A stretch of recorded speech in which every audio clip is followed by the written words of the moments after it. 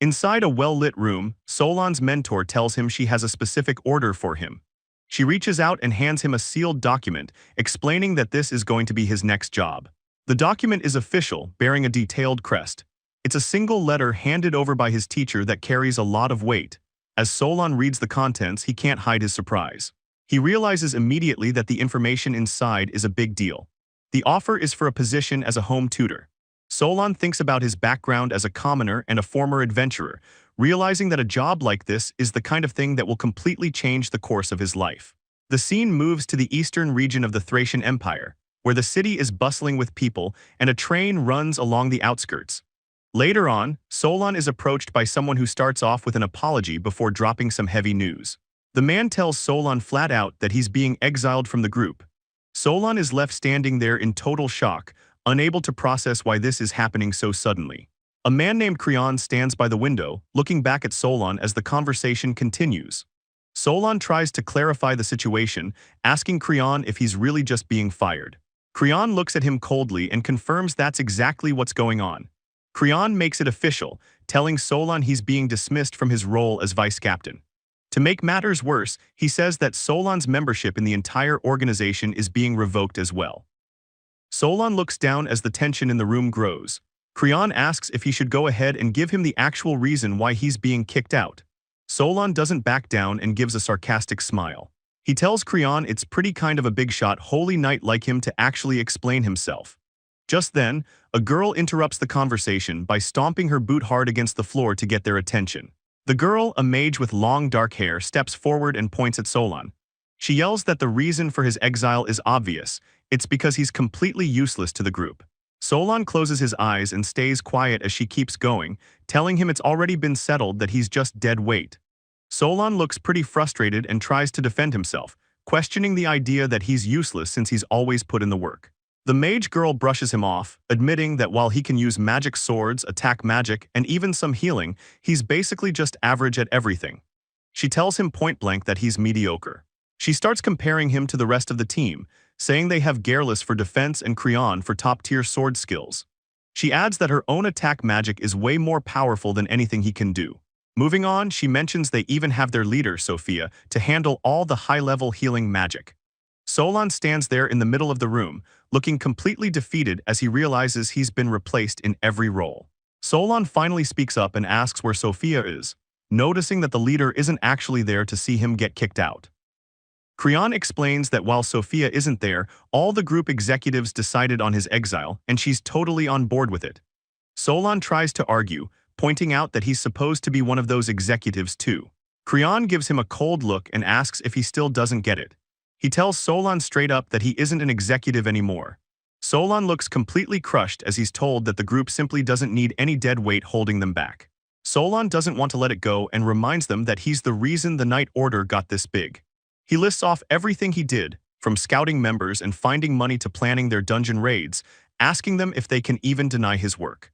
Creon doesn't even flinch, saying they appreciate what he did in the past, but they've already decided he's no longer necessary for the team. The room goes quiet as the gap between Solon and his former friends feels wider than ever. Solon clenches his fist tight.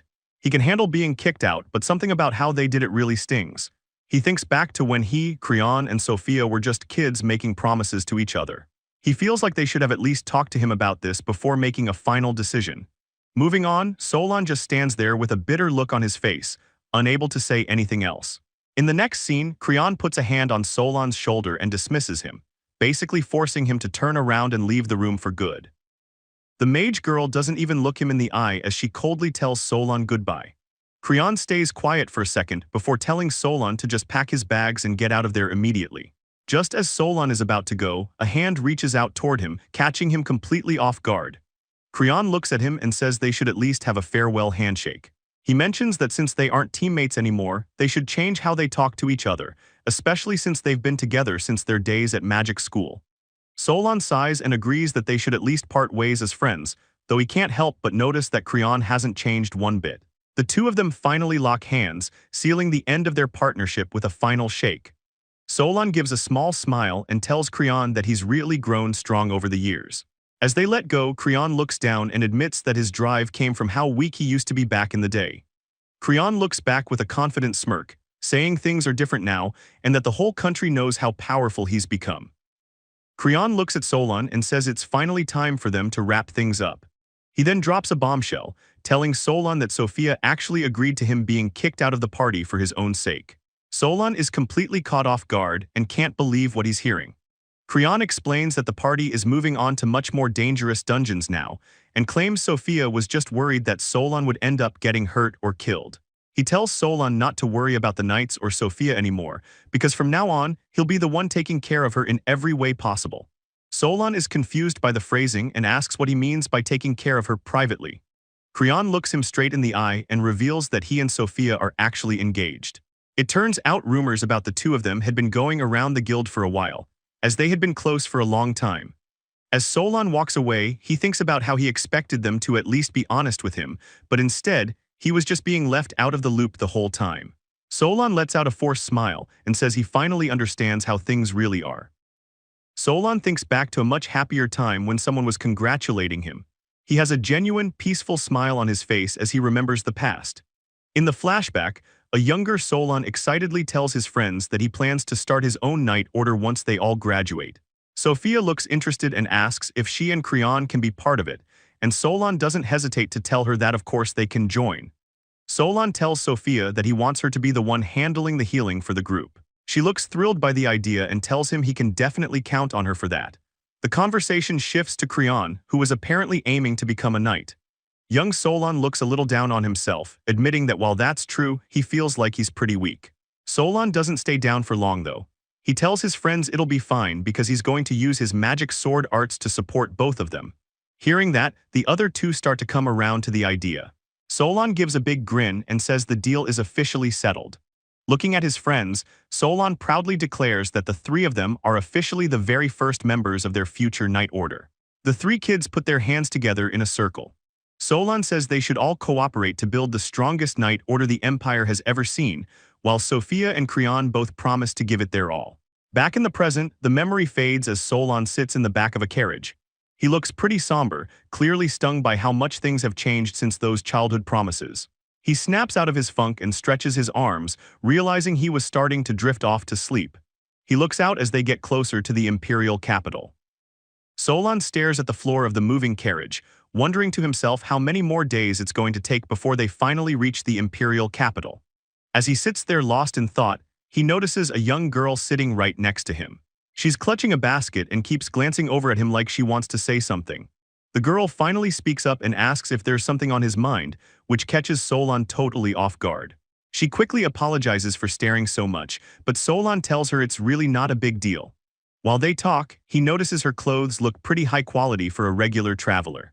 The girl introduces herself as Clarice and explains that she works as a maid at the Imperial Palace, so he doesn't need to worry about her being a suspicious person. Solon is actually pretty impressed by that and tells her so. Clarice gets a bit shy, scratching her head and saying she wasn't trying to brag or anything. Another passenger asks if she's headed home, and Clarice explains she's just visiting her family. She turns back to Solon and tells him he can drop the formal tone since she's definitely younger than he is. Solon circles back to his original question and asks why she was staring at him in the first place, which makes her turn bright red. Clarice asks him what his name is, and while Solon agrees to tell her, he starts second-guessing if using his real name is actually a good idea. She admits she was just looking for a conversation partner to pass the time, and since he looked like the only person around her age, she ended up watching him. Solon decides to go with a fake name and introduces himself to Clarice as David. He tells her it's a pleasure to meet her, and Clarice happily says the feeling is mutual. Clarice points to the weapon he's carrying and asks if it's a magic sword, wondering if he's actually a magic swordsman. Solon is impressed she caught that and tells her she's got a good eye. Clarice gets excited about being right, mentioning she knows a little bit about these things even though she's never seen a real magic sword in person before. Solon is curious and asks how exactly she was able to tell what it was. She smiles brightly and explains that it's because the famous Solon is a magic swordsman too. Solon is caught off guard hearing his own name and repeats it back to her. Clarice enthusiastically confirms that's who she's talking about. She asks David if he's heard of him, gushing about how Solon is incredibly cool and how she's actually a massive fan of his. Clarice starts listing off his legendary deeds, like saving a saintess and fearlessly taking on demons in ancient ruins. She calls him a true knight among knights, while the real Solon sits right there thinking he isn't nearly as impressive as she's making him out to be. As she keeps praising him, Solon realizes he definitely made the right move by not using his real name. Clarice goes on about how inspiring it is that Solon started as a regular commoner, but rose up to become the vice-captain of the strongest knight order in the Empire. Solon just listens, giving a plain response while she talks about how much she admires him. Solon keeps his thoughts to himself, thinking about how he isn't even part of that order anymore and felt like he was useless there anyway. Meanwhile, Clarice tells him that normal people are only able to live in peace because adventurers like Solon, and now David, are out there clearing ruins. Everything is going fine until the horse suddenly neighs and rears back, bringing the carriage to a violent, screeching halt. Clarice is caught off guard by the jolt and lets out a startled cry as they're thrown around inside. Solon moves quickly and catches Clarice before she can get hurt, holding her steady. He asks if she's okay, and she manages to thank him while still trying to process what just happened. Clarice looks around nervously, wondering aloud why they would just stop in the middle of nowhere like this. While she's confused, Solon is already scanning the area with a serious look on his face. Solon's expression sharpens as he realizes the situation is exactly what he feared. He tells her straight up that they're being attacked. Clarice freezes up when she hears that, but Solon doesn't waste any time. He starts moving toward the door and tells her to stay low and keep still, and she nervously nods, promising to do what he says. As he steps out, Solon assesses the situation and sees that the guards have already been taken out. He counts about 4 to 6 enemies surrounding the carriage, split between the front and the back. A large, bald bandit leader with a scar on his head steps forward, laughing as he rests his sword on his shoulder. He's clearly enjoying this, shouting about how the people in the carriage look like they're going to be worth a lot of money. The leader leans in to get a better look at his prizes, counting them off one by one. He notes there are 3 men and 1 girl inside. His eyes land on Clarice and he points out that she looks like a high-class young lady. Clarice is absolutely terrified, clutching her belongings and shaking as the bandit focuses his attention on her. The bandit leader grins to himself, thinking about how lucky he got today. But just then, Solon steps out of the carriage to face him, making the bandit stop and look up. Solon steps out of the carriage with a look that shows he's ready for business. The door creaks as he moves, leaving the other passengers watching him with wide eyes from the safety of their seats. The bandit leader isn't impressed and looks Solon up and down. He asks the kid if he's actually trying to be a hero and protect the people inside. Solon doesn't miss a beat. He looks right at the guy and tells him that yeah, that's exactly what he's planning to do. The leader finds this pretty funny at first. He laughs it off and asks Solon if he really thinks he can handle the jet black mountain bandits all on his own. Hearing the gang's name makes the young passenger, David, freak out in the background, but Solon stays cool. He repeats the name like it's nothing and tells them he's not going to hold back, so they'd be better off just walking away now. That comment definitely hits a nerve. The bandit leader's face tightens and a vein pops in his forehead as he tells Solon he's got a big mouth and decides he's heard enough. The leader growls that Solon is going to regret being so arrogant. While the guy is talking, Solon just calmly draws his sword, the metal clicking into place. The leader loses his patience and screams at his men to kill Solon. The whole group of bandits lets out a roar and starts charging toward the carriage. David shouts out in fear as the fight begins. Solon doesn't look back, keeping his eyes locked on the enemies closing in. Just as the fight is about to kick off, something stops the bandits in their tracks. A hooded figure suddenly appears in a flash of heat and flames, catching the attackers completely off guard. The bandit leader is completely stunned, barely able to process what just happened as the situation flips on him. One of the bandits lets out a scream while the others realize Solon isn't just a regular fighter. He's a magic swordsman. They're starting to panic as he charges forward. The leader tries to keep his cool and yells that flashy tricks won't work on him. He swings his massive blade with everything he's got, promising to crush Solon into the ground. Solon doesn't back down. His blade glows with heat as he eyes the leader, looking for the perfect moment to end the fight. In a flash, Solon closes the gap and drives his sword straight through the bandit leader's chest. The rest of the gang watches in horror as their boss gets taken out, with one of them screaming for the leader in total disbelief. Solon calmly pulls his sword out of the body while the remaining bandits lose it. They curse him out, unable to believe a kid just decimated their strongest guy. As Solon stands there with blood splattered on his face, his cold stare is enough to make the survivors start shaking and stammering in fear. The bandits immediately back off. One of them tells Solon to wait and says he's got money saved up, offering to pay him just to let them live. The guy looks at his friends to make sure they're going to pay up too, and they're all on board. He asks Solon if they can just call the whole thing even and walk away. One of the bandits tries to buy his way out of the situation, desperately asking Solon how much money it'll take to let them go. He even tries to sell it as a great deal for Solon, promising to pay whatever price he names. Solon isn't interested in the money and tells the guy he's got nothing to say to him. Before the bandit can even react, Solon shuts him down for good. With the rest of the bandits taken care of, Solon stands among the bodies with his sword drawn, finally bringing the lopsided fight to an end. As things quiet down, Solon looks pretty somber. He thinks to himself that even though this isn't the first time he's had to kill someone, it doesn't make it any easier. David suddenly calls out to him from the carriage, snapping Solon out of his dark thoughts. Solon asks if everyone is doing okay, and David leans out to tell him that because of his help, nobody has a single scratch on them. Clarice peeks out from the carriage as well, looking a bit shaken but wanting to be useful. She asks if there's anything they can do to help him out. Solon appreciates the offer and tells them to check if the carriage is still in good enough shape to move so they can get out of there. David gives him a quick nod and goes to check the carriage, leaving Solon alone with his thoughts again as he stares at his hand. He looks at his hand and realizes that no matter how many times he does this, he's never going to get used to the feeling of taking a life. David waves from the carriage and calls out to Solon, letting him know that everything is ready for them to head out. Solon gives a short reply acknowledging him. David takes a moment to show his gratitude, thanking Solon for stepping in and saving them from the bandits.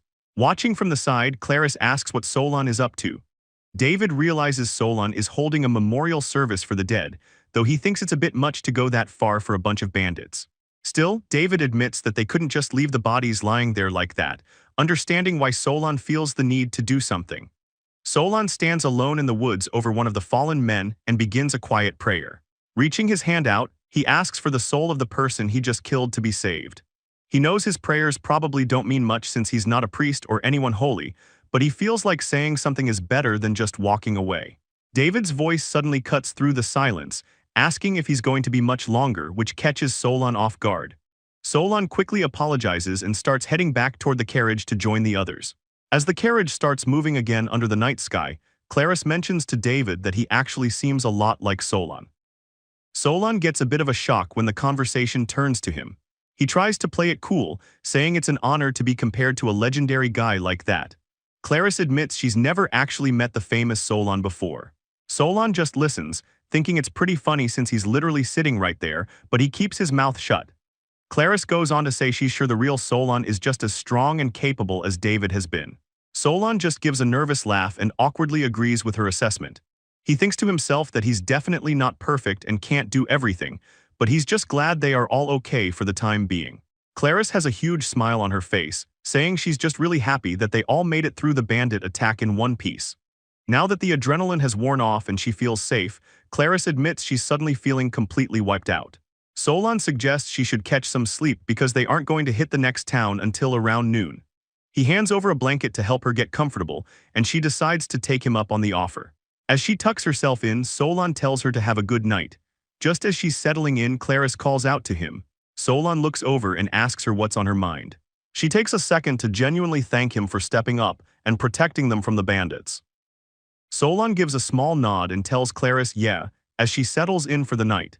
He sits there in the quiet carriage, thinking about how getting thanked for protecting someone actually feels pretty good, even if his situation is a mess. His mind drifts back to his old life with the Night Order. He thinks about how he used to be totally focused on keeping Sophia, Creon, and the rest of his comrades safe, but he realizes he's lost the right to be their protector. He looks pretty defeated as he admits to himself that he just doesn't have the power to protect those guys or even fight by their side anymore. He stares off into space, wondering where exactly that leaves him. As the carriage travels under the stars, he starts questioning what he's even supposed to protect from this point forward. Moving on, Solon finally makes it to the imperial capital. He looks around at the busy streets and thinks about how it's been a long time since he was last in the city. He decides he needs to get moving and take care of a few things first. He stops by a stall and asks the shopkeeper for 4 of the items they have on display. The lady packs them up and hands them over to him. Solon walks off with his purchase, hoping that the people he's visiting haven't changed their taste since he last saw them. Standing before a massive clock tower in the capital, Solon carries his suitcase and wonders how his old professor is doing these days. He arrives at the Imperial Magic Academy, the place where he, Sophia, and Creon all went to school. Even though he's a commoner, he managed to get an education at this elite spot for nobles. The only reason he got in was thanks to his former employer, a noble who was kind enough to let him attend while he was working as a servant. This school is where the whole group met and became friends, eventually leading them to form their knight order after graduation and fight side by side. Solon walks through the familiar halls and knocks on a door with a heavy lionhead knocker. He peeks his head inside the room, excusing himself as he calls out to Professor Lucy. Inside the massive, book-filled office, a woman sitting at a desk looks up from her work, surprised by the visitor. The woman is Professor Lucy, and she gives Solon a warm smile, telling him she's glad he decided to drop by. As she brushes her hair back, she mentions that it's pretty rare for him to show up in the capital so out of the blue like this. She asks him straight up if something happened to bring him back. Solon smiles and tells her it has been a long time. He considers Lucy his true mentor, a legendary magical genius who secured a top teaching position at the academy while she was still just a teenager. Lucy mentions she heard the Knight Order was busy out in the east and asks Solon if he's the only one who made it back to the capital. Solon confirms that he's the only one there. Lucy gives a thoughtful look and hums to herself while she studies him. She stares at him intently for a moment before starting to say his name, trailing off as if she's noticed something. Lucy playfully asks if he was just standing there staring because he was captivated by her beauty. Solon realizes right then that her personality hasn't changed one bit since he last saw her. Solon gives in a little and admits he was looking, mostly because he can't really lie and say he wasn't. This makes Lucy look incredibly smug as she hides a smile behind her hand. She brags that it's only natural for him to stare since she's such a beauty. Solon just watches her, thinking about how she's exactly the same as she's always been, even though he's long since gotten used to her ego. Lucy points out that back when he was a student, everyone must have been jealous of him for having such a beautiful professor as a mentor. Solon teases her back, reminding her that back then, she was still just a young girl. Lucy acts annoyed that he's always finding ways to nitpick her words. But then she drops the act and asks him how things really went for him during his time at the academy. Solon tells her it was actually a nightmare because he faced a constant storm of resentment from the other students every single day. It got so heated that people were even challenging him to duels, leaving Lucy pretty surprised at how much drama he had to deal with. Solon explains that back then, everyone thought it was weird for him to even be at the academy since he was just a commoner. He admits he wasn't exactly a prodigy with a sword or magic either. Lucy doesn't go easy on him, agreeing that he was always just an average student, and Solon doesn't even try to argue because he knows it's the truth. Lucy tells him there wasn't some complicated, secret reason for her taking him under her wing. This catches Solon off guard, making him look pretty surprised. She gets serious and looks him right in the eye, telling him she chose him as her student for one simple reason: she saw talent in him. She makes it clear that was the only thing that mattered to her. Solon looks down, seemingly unable to accept the compliment. He tells her that he doesn't think he has any talent at all. Lucy shuts that down immediately, telling him he's actually accomplished a lot. She reminds him that he's the one who built the strongest knight order in the Empire, and that his track record is just as impressive as any elite adventurer out there. She asks him if he can't see how great that is. Solon looks pretty depressed as he points out the obvious flaw in her logic. He reminds her that despite everything she just said, he still got kicked out of the very group he helped create. This catches Lucy by surprise, and she asks him exactly what he means by saying he was kicked out. Later, Solon sits on the couch and gives her the full rundown of how everything went south. After hearing the story, Lucy looks down and says it's a real shame it turned out that way. Solon tries to act like it's no big deal, saying it couldn't be helped because the Knight Order just didn't have a use for him anymore. Hearing him say that makes Lucy snap, and she asks him what he's even thinking saying something like that. She starts losing it, yelling that the whole situation is just horrible. She points out how unreasonable it is for them to dump him when he's the one who practically raised that Knight Order himself. Solon just sits there looking completely stunned by how angry she's getting on his behalf. Solon looks at Lucy with a soft smile and thanks her for everything she's said. While they sit over tea, Solon admits he really is just a jack of all trades. He tells her he knows he can't ever be a top-tier powerhouse like Creon, Sophia, or even Lucy herself, and he asks if she doesn't think the same way. Lucy listens to him but doesn't fully agree. She tells him that while he might feel that way, there's more to him than just basic skills. She says she knows for a fact that he has a completely different kind of power hidden inside him. Solon asks if she's just saying all this to try and comfort him because he's feeling down. Lucy offers to take it a step further, telling him she'll give him a hug and pat his head if he wants, but Solon immediately turns her down. Moving on, Lucy asks what his plans are for the future. Solon tells her he's going to stick around the imperial capital for a while, but his first priority is definitely finding a new job. Hearing that, Lucy decides the timing is perfect. She tells him that if he needs work, he should take a look at what she's holding. She hands him a document and Solon looks at it, wondering what she's giving him. Solon scans the paper and sees the job description. He sounds pretty surprised as he asks if she's seriously suggesting he become a tutor. Lucy gives him a confident look and confirms it. She tells him that as his former mentor, she's making this his next official assignment. As Solon looks closer at the document, he notices something big. He sees the official seal of the imperial family stamped right on it and asks Lucy what's going on, since this isn't just some normal teaching gig. Lucy points at the paper Solon is holding and tells him that everything he needs to know is written right there. She gets specific and tells him that his new job is to be the personal tutor for the 18th princess of the empire, a girl named Filia. Solon is completely caught off guard by the news, but Lucy just gives him a cute look and tells him he should be grateful to have such a great mentor looking out for him. Lucy explains the background of the request, saying that Princess Filia looks up to adventurers. The princess has been searching for a magic swordsman with strong morals who uses their power to help those in need, but finding someone who actually fits that mold was proving to be really difficult. Lucy tells him she's finally found the right person for the gig. Solon doesn't deny that he fits the description, but he's still confused as to why a member of the royal family would go out of their way to find someone like him. Solon tries to argue, but Lucy shuts him down immediately. She tells him that regardless of what he thinks, he's actually a perfect fit for a teaching role. She points out that he's actually quite famous throughout the imperial capital, so it's only natural that the princess would have heard stories about him. Solon is still a bit skeptical and asks Lucy how she can be so sure about all of this. Lucy just smiles and says it's because he's her star student and she's proud of him. Later on, Solon makes his way to the palace.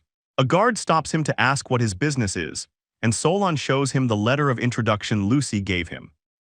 The guard checks the letter and tells Solon he's good to go. Solon thanks him and heads inside the palace grounds. As he looks around, Solon starts feeling a bit out of place. He wonders if the royal family actually meant to call for a guy like him. He remembers Lucy's face and her telling him that everything is going to be fine. Solon stops for a second and tells himself he can do this.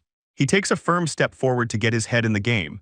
Lucy's voice is still in the back of his mind, telling him she knows he's got this. Solon admits he's a little nervous, but he's not going to let it stop him. He decides that since he's already accepted the gig, he's going to give it his absolute best. He keeps moving toward the palace as Lucy's voice reminds him that he'll be a great teacher for the princess. The imperial palace is massive, sitting right in the center of the capital. It was built using all the wealth and top-tier tech the empire had to offer, and it's home to the emperor, the empress, and the rest of the royal family. Walking through the grounds, Solon realizes the last time he was actually here was for his Magic Academy graduation. The sheer scale of the place is just way bigger than anything he's used to. He smiles to himself, thinking about how he never would have guessed this place would end up being his new job. As he walks, he recalls Lucy mentioning that even though Filia is a princess, she's only the 18th in line. That means she doesn't really have any actual power or influence in the palace. Professor Lucy explains the situation, noting that since the princess's mother passed away, she's had no one to back her up or support her within the palace. She points out that because the princess is so isolated, it was vital to find a tutor who was actually trustworthy. Solon nods along, finally understanding why the stakes are so high for this job. Lucy mentions that the palace reached out to the Magic Academy for a referral, but then she corrects herself. It turns out the request was sent directly to her personally. Solon is a bit surprised by that, but Lucy just says she has her own connection to the princess. She tells him she's just happy they found the perfect person for the role. Looking him straight in the eye, Lucy tells Solon that she's counting on him to take good care of the princess. As Solon walks through the palace, he thinks about how he hasn't seen Lucy look that serious in a very long time. It really hits home how important this assignment is. Walking further into the building, Solon spots a maid standing quietly in the middle of the hallway. He notices how young she looks and wonders if she's waiting for someone. Just then, she looks up and catches his eye. The girl asks if he's Solon, and when he says yes, she introduces herself as Rhea. She tells him she's one of Princess Filia's personal attendants. Rhea gives a polite bow and offers to lead him to the princess's room. Solon thanks her and follows her lead. Solon thanks Rhea for being so helpful and kind while leading him through the palace. Ria goes quiet for a second and just looks at him, which makes Solon realize he might have been a bit too formal. Ria starts giggling and tells Solon that the rumors are true about him being a really nice guy. She also mentions that he doesn't need to use such polite language with a maid. Solon gets a bit embarrassed and apologizes, admitting that he's just feeling pretty nervous about the whole situation. Ria finds it funny that a famous hero like him would be nervous and offers to carry his bag for him. Solon tells her thanks but insists that he doesn't really consider himself a hero. Even though he denies it, Ria looks him in the eye and tells him that in her mind, he definitely is one. She gives him a warm smile and says she's just happy she gets the chance to talk to a hero like this. Solon thanks her but looks pretty flustered by all the compliments. Ria starts walking again and tells him to follow her this way. As they're walking, Ria stops and calls his name. Solon turns back to see what she needs. Looking down at the floor, Ria asks him how she could eventually become strong like he is. Solon is caught off guard by the question Ria just asked him. Ria admits that she actually wants to be a magic swordsman just like him. She worries she might be overstepping since she's just a beginner, but Solon tells her that's not it at all. He actually thinks she's got more natural talent than he does. Ria asks if he's being serious and Solon says he definitely is. He explains that as a magic swordsman himself, he can tell when someone has a real knack for magic. While Solon thinks to himself that she could even become a legendary sage, with the right training, Ria gets stars in her eyes and asks if he'll be her master. Solon is totally shocked by the sudden request. Ria tells him she's sure she can get strong if he's the one teaching her directly. He gives her a bit of an awkward smile and says she might be right, but he's wondering where this is all coming from so suddenly. Ria takes it a step further and asks if there's any way he can get her into the Magic Academy. She starts to trail off and gets a bit shy about the huge favor she's asking for. Ria looks down at the ground and says she knows it's probably impossible for someone like her to get in. Solon realizes something and thinks to himself that if Ria actually had the means to get into the academy, she probably wouldn't be working here as a maid. Ria seems to snap out of it and looks back at Solon, trying to move the conversation along. She gives a big smile and apologizes for saying something so weird. She explains she just got a bit too excited and tells him not to pay it any mind. She starts walking again and tells him they're almost at the princess's room, but Solon stops her. He calls out for her to wait, and Ria turns back to see what he wants. Solon looks a bit bashful but says if she's okay with it, he can at least give her some advice or talk things through with her. He adds that since he's going to be teaching the princess anyway, helping her out isn't a problem. Ria's eyes light up at the offer. Ria asks if he's really serious and makes him promise. Solon says yeah, and she starts jumping for joy while thanking him.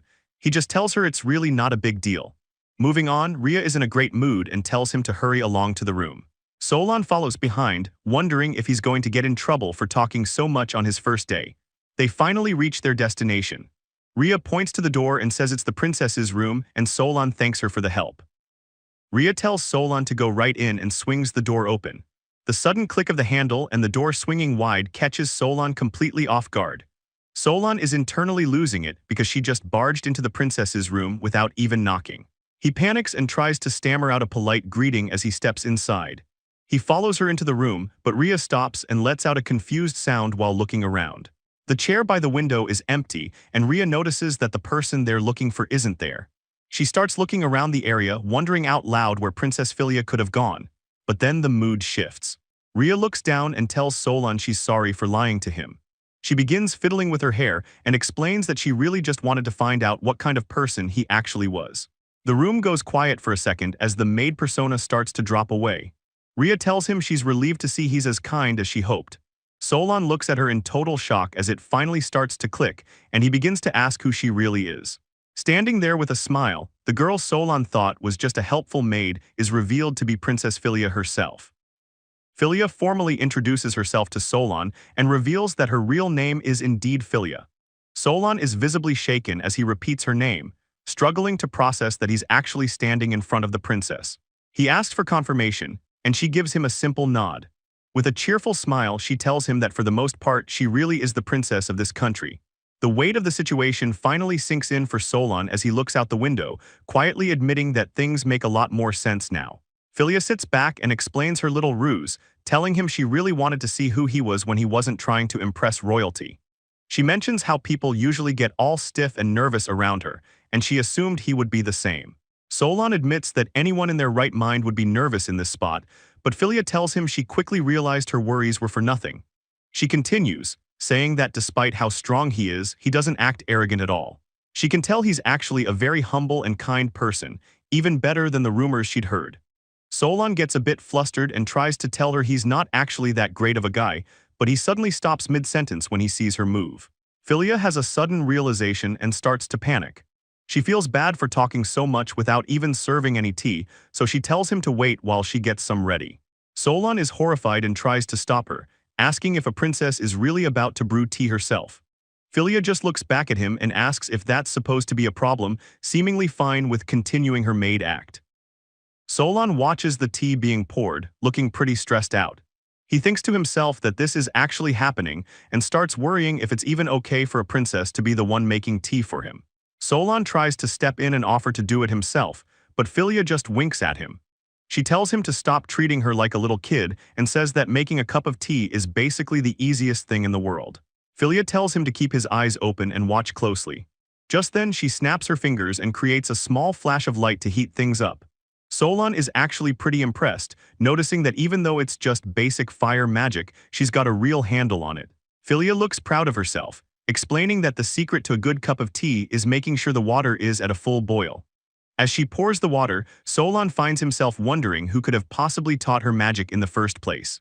A few moments later, Filia sets the cup down in front of him and tells him it's ready. She tells Solon to give it a try, saying she really hopes he ends up liking it. Solon picks up the cup and agrees to have some. Solon takes a sip of the hot tea, while Filia watches him closely to see his reaction. Filia asks him what he thinks. Solon tells her it's actually great and points out that the tea leaves she used must be the highest quality. Filia is completely shocked by his comment. She loses her cool for a second and asks if he can really tell how good the tea leaves are just by taking one sip. Solon mentions that he's done a bit of studying on the subject and asks if the tea is a spring-picked variety from the Grey Kingdom. Filia is pumped and tells him he got it exactly right. Filia is super impressed that he can tell all that just by taking a sip, but Solon just brushes it off. He tells her it's really not that big of a deal and anyone could do the same if they studied a little. He thinks back to his time with the knights, remembering how he had to handle trade to keep their funds in check. Because of that, he ended up having to learn about all sorts of different things. Filia suddenly gets a bit quiet and says she's actually really glad. Solon looks at her, feeling a bit surprised by the sudden change in her mood. Solon asks her what she's so glad about. Filia looks right at him and explains that she's talking about him. She explains that since he's so much more mature than she is, she was actually a bit worried at first. However, she's happy because he treats her like an equal and talks to her normally, just like her maid Rhea does. Filia smiles, saying she's relieved that he isn't the type of person to get a big head about being a hero or act arrogant because of his status. Solon looks a little awkward and tells her he's honored she feels that way, but he tries to argue. Solon tries to tell her he isn't the great person she thinks he is, but Filia snaps and tells him to stop. She gets right in his face, insisting that since he's her master now, he needs to stop the formal talk and just speak to her normally. Solon is caught off guard by how sudden this is, but Filia isn't done. She looks away and adds that she really wants him to stop calling her Your Highness as well. She looks back at him, looking a bit shy, and tells him she wants him to call her by her name, Filia. Solon says that even if she asks him to, it's a lot to take in at once. He thinks to himself that he really can't just drop all the formalities and talk to royalty like they're old friends. Solon is totally taken aback by her request and lets out a small gasp as he processes how serious she's being. Filia is literally jumping up and down on the sofa, begging Solon to call her by her name even more. Solon looks pretty stressed and says the situation is already intimidating enough, so he can't just go around saying her name for no reason. Filia leans in close and says she wants him to call her name even when there isn't a specific reason to talk. Solon looks a bit overwhelmed by her energy and asks if she really enjoys being called by her name that much. Filia gives him a massive, happy smile and confirms that she definitely does. She explains that the reason she's so happy is that absolutely no one else in her life calls her by her actual name. The weight of what she said hits Solon, and he has a sudden realization. He starts to understand that as a princess in her specific position, she's actually pretty much powerless and isolated inside the imperial palace. Solon thinks to himself that nobody would normally go out of their way to get close to a princess who doesn't have any real influence. Meanwhile, Filia looks thoughtful and suggests that maybe she doesn't even need him to use formal titles like lady when he talks to her. Filia gets excited and tells Solon he should try calling her by just her name without any honorifics right this second. Solon starts to panic and begs her to give him a break, as that's way too much for him to handle. Filia looks a bit disappointed and says it's too bad he won't do it, but she quickly cheers up and tells him she'll forgive him for now. Solon gives a polite bow and tells Filia that he really appreciates her being so thoughtful toward him. Filia looks up at him with a bright smile and says it's nice to meet him once again, calling him by just his name. Solon keeps it professional and says the pleasure is all his. Suddenly realizing the time, Filia starts running off and says she has to go change her clothes before anyone catches her. Solon is a bit flustered and says he'll step out of the room to give her privacy, but she quickly tells him it's fine and that he should just stay right where he is. As the door closes, Solon stands there looking pretty nervous and starts second-guessing if it's actually a good idea for him to be in the room while she's changing. Just then someone starts knocking on the door. The door swings open and Rhea, the maid with glasses, walks in looking for the princess. She asks if Her Highness is around.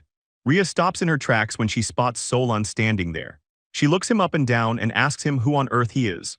Solon stays calm and introduces himself, explaining that he's the princess's new tutor. Rhea just gives him a flat, unimpressed reaction as she processes the information. A smug little smile creeps onto Rhea's face as she looks at him. She asks if he's really the new tutor and then tells him that he's a poor thing for taking the job. Solon is completely confused and repeats her words back to her, wondering why she called him a poor thing. Rhea starts heading back out and tells him to give the princess a message when she gets back. As she's leaving, Rhea tells him to tell Filia that she needs to do a much better job of managing her maids. The door slams shut and Solon is left standing there by himself, feeling pretty drained by the whole interaction. He starts thinking back to what Professor Lucy told him and realizes she was right. It's pretty obvious that people don't show the princess much respect around here. Just then, he hears the door click open again. He looks up, curious to see who's coming back in. It's Filia, and she immediately apologizes for leaving him to deal with that awkward situation on his own. Solon tells her it was no big deal, but she thanks him anyway. She mentions that if someone named Teodora had caught her, she would have been in massive trouble. Solon gets a bit serious and asks her if that person from earlier was actually a maid or not. Filia tells him that Rhea is actually her only maid. Solon is caught off guard by that and asks if she really only has one person looking after her. Filia just gives him a bright smile and confirms that yeah, she doesn't have many staff members at all. Solon starts second-guessing himself, wondering if the way he asked that came off as rude or insensitive. He clears his throat to reset the mood and asks where the maid went, saying he'd like to introduce himself properly since they'll be seeing each other around. Solon starts to worry that his questions about her staff were out of line, but Filia just asks if she said something weird to make him react that way. He quickly tells her no, that's not it at all. He tries to explain himself better, looking a bit awkward as he struggles to find the right words to describe why he's so surprised by her situation. Filia is about to say something else when a small clattering sound catches their attention from across the room. Solon asks what that noise was, and Filia spots something, pointing out that it looks like a letter has arrived. They walk over to find an envelope sitting in a small slot. Solon can't believe the room actually has its own built-in mailbox, while Filia confirms it's definitely mail. Solon picks up the envelope and hands it over to her. She takes it and thanks him. As she looks at the seal, Filia mentions that getting mail is actually a pretty rare occurrence for her. Solon watches her closely, sensing that the mood has shifted a bit. She goes quiet for a second while staring at the letter, so Solon calls out her name to check if she's okay. Filia takes a breath and looks at him, finally deciding to be open about what's really going on. She looks Solon right in the eyes and tells him the truth. Her maid is actually missing right now, which is why she's all alone. Solon looks completely blindsided by what Filia just told him. He's so caught off guard that he can barely process the news. Filia explains that while her maid is a kind and serious person, she's also pretty unreliable and tends to mess things up. Because of that, Filia says there's no way the girl would have just headed back to her family home without saying a word to anyone.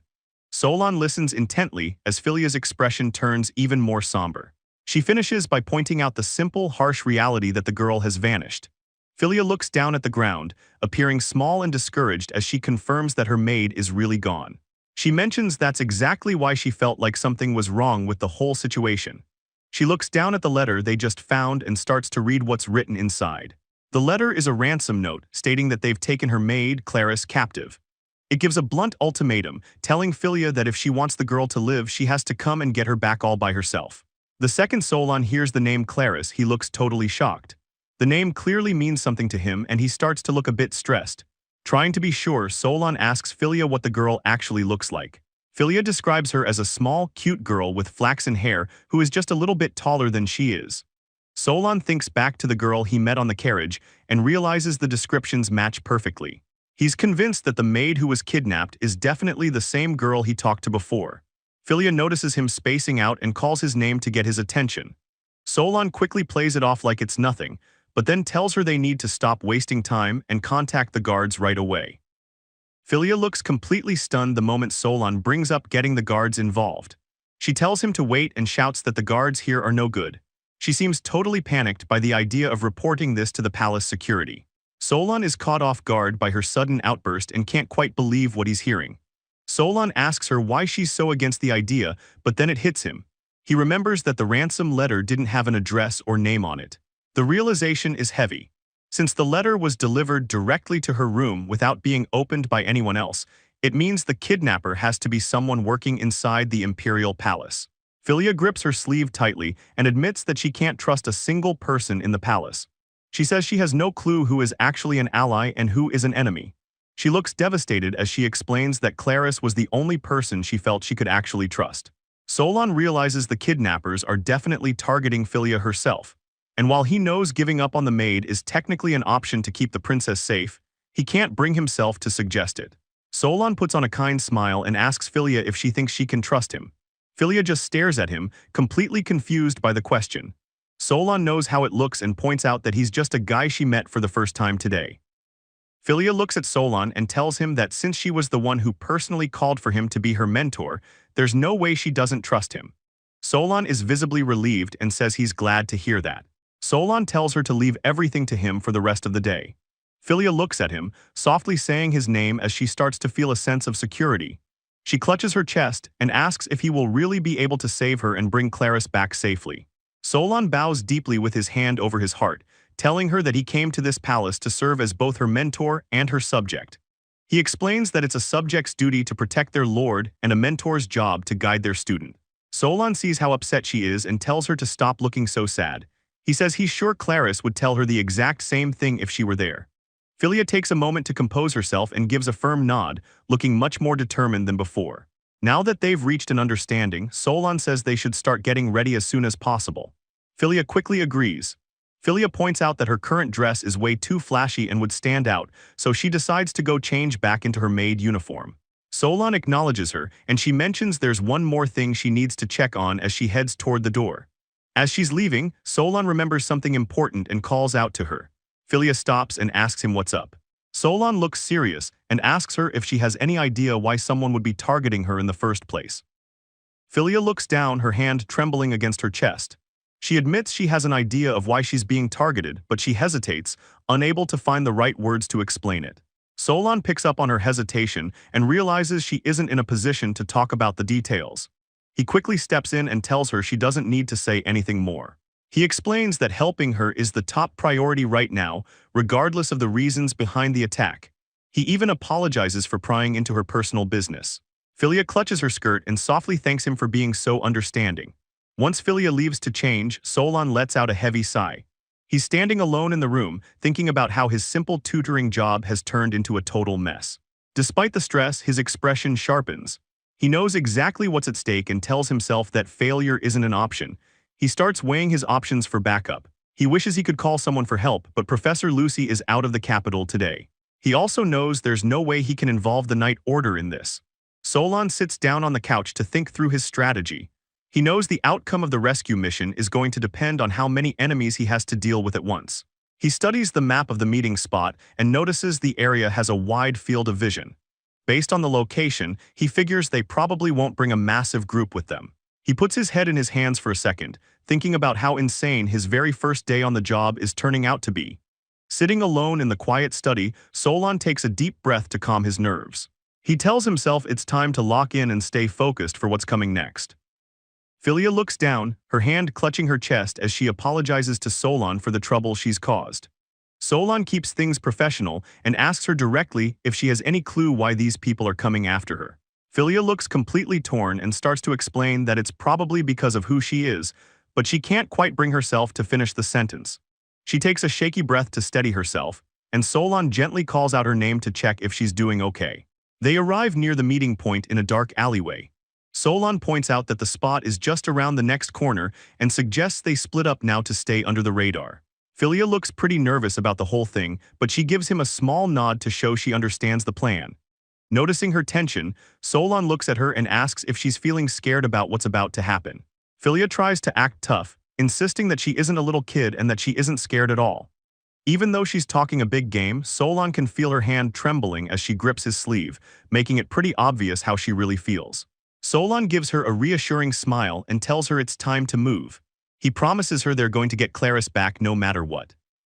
Filia is visibly sweating and looks incredibly tense as she gets ready to face the bandits. It's 2 a.m. as she walks toward the meeting spot alone. She goes over the plan in her head, remembering that Solon is going to stay hidden and keep the talk going so he can figure out exactly how many people they're dealing with. She knows she has to stay calm and dig for information without making the kidnappers snap. She takes a deep breath and tries to convince herself that everything is going to be okay. As she walks further into the alley, she looks back at Solon. She's holding on to the belief that if things go south, he'll definitely be there to save her. Suddenly, a voice rings out through the darkness, wishing her a good evening and calling her princess. Filia jumps, completely caught off guard by the sudden greeting. She hears the sound of footsteps and quickly looks over her shoulder toward the noise. She stares intensely at a dark doorway nearby, waiting to see who is coming out to meet her. A figure starts walking out of the shadows, remarking that they didn't actually expect the princess to show up in person for this. A woman smirks, admitting that she might have underestimated the princess's resolve a little bit. Teodora steps fully into the light with two men flanking her. She tells Filia that while her showing up is a surprise, it doesn't actually change what's about to happen. Solon's eyes go wide as he gets a good look at the person standing in front of Filia. He realizes right away that he actually knows who this is. It hits him that Filia was right to be scared. This confirms his suspicion that the person behind all of this is an insider from the Imperial Palace. Filia confronts Teodora, calling her out as the person who left the threatening letter. Teodora doesn't even try to hide it, and just says it would have been a lot easier for everyone if the princess had just called the guards like a normal person. Ignoring the attitude, Filia's first priority is Claris. She frantically asks if the maid is okay. Teodora just smirks, telling her that the girl doesn't have a single scratch on her. She casually claims that they aren't actually villains. She goes on to call Claris a pretty useless maid, but says they have no reason to hurt her for no reason. Behind them, Claris is seen tied to a chair, looking totally defeated. Teodora stands between her two guards and tells Filia that their actual goal isn't something as simple as hurting people or kidnapping for the sake of it. She drops the real bombshell, saying their only wish is for a disgusting creature like the princess to just vanish from the world. Watching from the shadows, Solon is completely lost. He can't wrap his head around why Teodora would call Filia disgusting or what she even means by that. Filia just stands there looking down at the ground in shock. She seems totally stunned by the pure hatred coming from someone she knows. Solon watches Filia from his hiding spot and notices she's acting really strange. She's shaking and looks like she's about to break down. Teodora smirks and says the name Princess Filia with total disgust. She tells the girl that just hearing her called that makes her skin crawl. She keeps going, saying she's disappointed in the imperial family's choices. She claims that plenty of people at the palace already know about the tainted blood Filia is carrying. Filia starts to lose it, crying and trying to argue that it's not true. She tries to defend her father, saying the emperor would never, but she can barely get the words out. Teodora shuts her down instantly, shouting a loud no to cut her off. She looks like she's enjoying every second of Filia's misery. Filia begs her to stop talking and just stay quiet. While she's pleading, she's secretly terrified that Solon is going to hear all of this and find out her secret. She's spiraling, thinking that if Solon discovers the truth, she'll lose any chance of saving Claris. To her, this is the absolute worst-case scenario. Teodora just laughs at her and says there's no reason to be so scared. She casually mentions that everyone standing in the room right now is already in on the secret. Filia is frozen in shock as Teodora says the quiet part out loud. She tells her that everyone knows she's actually the daughter of a demon. As Filia looks like she wants to bolt, Teodora asks if she finally gets why people are out to get her. Filia looks down, looking completely defeated. She quietly admits that while there's some truth to the rumors, she's clearly having a hard time saying it out loud. Hidden nearby, Solon finally puts the pieces together. He realizes that this secret, the demon bloodline, is exactly what Filia has been so desperate to hide from everyone. Solon thinks about how demons are usually seen as dangerous monsters that haunt old ruins. It's hard for him to process that a princess of the empire is actually a half-blood demon. Teodora doesn't hold back, mocking the emperor's lack of self-control. She scoffs at the fact that he went and got a demon slave pregnant, which resulted in Filia. She continues her verbal assault, saying the imperial family is just trying to cover up their mess. According to her, if they actually cared about the secret, they should have just killed Filia the second she was born. Teodora leans in with a nasty look and asks Filia if she doesn't think that makes sense. The words hit Filia hard, and she clutches her chest as she tries to deal with the pain of hearing her own existence talked about like a mistake. Filia manages to keep it together enough to ask Teodora what her real plan is. She says that if Teodora just wanted her dead, she wouldn't have gone through the trouble of calling her out to this specific spot. Teodora flashes a bright, disturbing smile and tells Filia not to worry. She clarifies that she isn't planning on giving her a quick or easy death. Filia looks completely shocked as she tries to wrap her head around what Teodora means by not making it easy. Teodora lays out her twisted plan.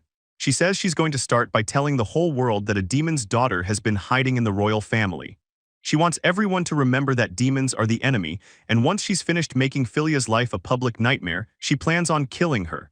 But only after she's had plenty of time to torment her first. Teodora thinks this is the perfect way to wake up the public, who she believes have gotten way too soft on demons and beastmen lately. Filia can barely believe what she's hearing, and it finally clicks for her. She realizes Teodora belongs to a group called the Union of Righteous Men. Teodora gets hyped up and confirms she's part of the group, rolling up her sleeve to show off a tattoo of a skull and a cross on her arm. She says that in her mind, every single pure-blooded human should be a member of the Union. She goes on a hateful rant, calling Filia a thing that isn't even human or demon. Teodora is disgusted by the idea of half-breeds existing at all, saying they just pop up everywhere and keep making more children. Teodora starts losing it, shouting that just thinking about people like Filia existing makes her feel like she's going to go crazy. Filia stands there in silence for a moment, her hand trembling as she grips the fabric of her dress. She looks up and quietly asks Teodora a question. Filia asks her why she hates demons so much. Teodora just looks back at her with a blank, creepy expression and asks if the answer isn't already obvious. With total coldness, Teodora says it's simply because they're disgusting. She leans in close, her eyes wide and intense, and asks Filia if she really thinks there needs to be any other reason than that. The sheer, casual hatred in Teodora's voice leaves Filia completely shaken. She stands there frozen, unable to even breathe as the weight of the situation hits her. One of Teodora's men approaches her, addressing her with respect and asking for her next command. Teodora doesn't even look at him, simply saying no as she decides to take matters into her own hands. Teodora calls out to Filia, mockingly referring to her as the devil's daughter. As she speaks, she draws a thin white wand, preparing to use her magic to finish the job. One of the guards is suddenly caught off guard by a disturbance behind him. Teodora remains cold and focused, telling Filia that she's going to put her to sleep for a while. The tattoo on Teodora's arm is visible as she raises her wand, which begins to glow with a sharp, crackling light. She tells Filia to stay calm, claiming the spell won't hurt her at all. Teodora shouts that today is the day it all ends. She unleashes a massive burst of magical energy, and for a second, it looks like Filia is done for as she stands there in shock. The light fades and Filia slowly blinks her eyes open. She's still alive, but she's completely confused about how she survived the blast. Solon is suddenly there, kneeling on the ground and shielding Filia with his arm. He tells Teodora that the tables have turned and it's now 3 against 1, then asks her what she plans on doing about it. Solon looks down at Filia with a reassuring smile. He speaks to her gently, making sure she isn't hurt after everything that just happened. Filia manages to say she's okay, while in the background, all of Teodora's men are lying unconscious on the ground. Teodora stands there frozen, staring at Solon and trying to figure out who he actually is. It finally clicks for Teodora. She recognizes him as the tutor from earlier in the day. She's totally lost, asking him why on earth he's showing up here now. Teodora can't wrap her head around what's happening and asks Solon why on earth he's protecting the devil's daughter. Filia just stays quiet, totally shocked by the question. Solon doesn't hesitate for a second, telling Teodora that he's doing it because he's Filia's tutor. Filia looks up at him, caught off guard by how certain he sounds. He adds that on top of being her teacher, he's the magic swordsman Solon, and his whole deal is helping the weak while taking down the strong. Teodora just stares at him, repeating his name like she's trying to place who he is. The men around her start whispering, realizing this is the same Solon they've heard stories about, specifically mentioning his connection to Sophia and the Holy Knights. Teodora just lets out a cold huff, not looking impressed at all. She asks why any of that should matter to her. Honestly, she says it's actually better this way, seemingly glad she can take him out too. Solon doesn't back down and tells her that no matter what anyone says about him, he's only going to do what he thinks is right. Moving on, Solon looks down and calls Filia's name to get her attention. He tells her to lift her head up and stand tall. He wants her to stop looking so defeated. Even though her legs are shaking like crazy, Solon points out that she came here knowing exactly how dangerous it was just to help Claris. He tells her that makes her an incredibly brave person. Solon finishes by saying he's actually happy to be serving someone like her. Hearing that, Filia gets completely choked up, looking like she's about to cry from relief. Filia looks pretty torn up as she apologizes to Solon. She admits she stayed quiet about the fact that people call her the devil's daughter, but Solon immediately shuts that down, telling her there's no need for an apology. He gives her a confident look and says that whatever her title is, it doesn't change the fact that she's his student.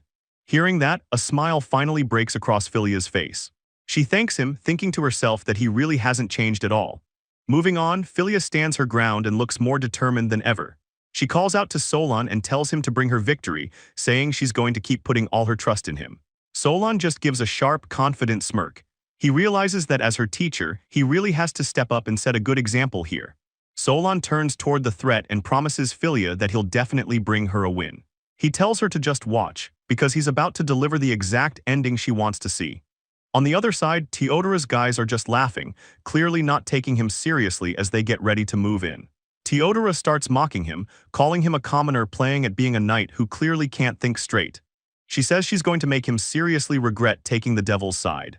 Massive flames erupt as Teodora and her guards launch their magic. She shouts at them to hurry up and kill Solon so they can grab the girl. Filia calls out to Solon, clearly worried about the situation, but he just moves forward and tells her to leave everything to him. As the massive wall of fire closes in, Solon swings his blade and slashes right through the magic, dispersing the flames instantly. The guards are losing it, and one of them shouts in disbelief that he actually cut through the fire. Another guard realizes they're in trouble and says this is getting bad. Solon looks at the panicked guard and casually tells him that deflecting an attack like that is easy even for him. Before they can even react, Solon closes the distance and starts dropping them. He strikes the first guard, who can only let out a groan as he's hit. Solon doesn't slow down for a second, delivering a heavy blow that sends a shockwave through the area. The guards hit the dirt hard, and Teodora just stands there frozen, unable to believe her elite team was taken out so fast. One of the guards is still conscious on the ground, thinking to himself that there's no way they lost in an instant. He's desperate, telling himself he can't fail the mission like this. Determined to do something, the guard grips his weapon tightly and decides that if things have come to this, he's going to go for one last desperate move. Moving on, Solon turns his focus back to Teodora. He tells her it's about time they finish this, which clearly catches her off guard. Teodora completely loses it. Realizing her mission is over and she's going to be caught anyway, she decides to take Filia down with her. She lunges forward with a dagger, screaming that she'll at least kill the demon girl before things end. Filia is caught in the middle of the chaos, frozen in place as a bright flash surrounds her. She can only let out a sharp gasp, completely terrified as the attack comes right for her. Before Teodora can do anything, Solon shuts it down instantly. He gets behind her and puts her in a lock, casually asking if she's finally done with her little tantrum. Teodora is in total shock that he moved that fast. After the dust settles, Solon stands there looking at the weapon Teodora used. He starts piecing things together, thinking about the Righteous Union. He knows they're an extremist group that absolutely hates demons and demihumans, which explains why they targeted the princess. Looking at the scene, Solon realizes how bad the situation actually is. He thinks it's wild that a member of a group like that could infiltrate the imperial palace so easily. It hits him that Filia is never really safe, whether she's at home or out in the world. Solon's expression gets serious as he stares at the dagger. He admits to himself that he thought this was going to be a simple tutor gig, but he realizes now he has to change his whole mindset if he's going to keep the princess alive. Moving on, Solon turns his attention back to Filia and calls her name. The sudden sound of his voice makes the princess jump, clearly still on edge from everything that just happened. Solon walks over to her while the elite guards stay tied up in a heap in the background. He calmly asks if she's hurt anywhere, and Filia can barely find her voice to respond. Filia clutches her dress and looks down at the ground, still shaking a bit. She gives a quiet reply telling him that she's fine and didn't get hurt. Even though she says she's okay, Filia looks up at Solon with a concerned face. She asks him if he wasn't scared at all, seeing how casually he handled the whole life-or-death situation. Solon is caught off guard when Filia suddenly reaches out and grabs a handful of his coat. She looks down, giving a quiet confirmation that she's finally listening to him. Holding on tight, Filia finally lets her guard down. She admits to Solon that the whole experience was terrifying, repeating just how scared she actually was. Solon gives her a soft, understanding smile.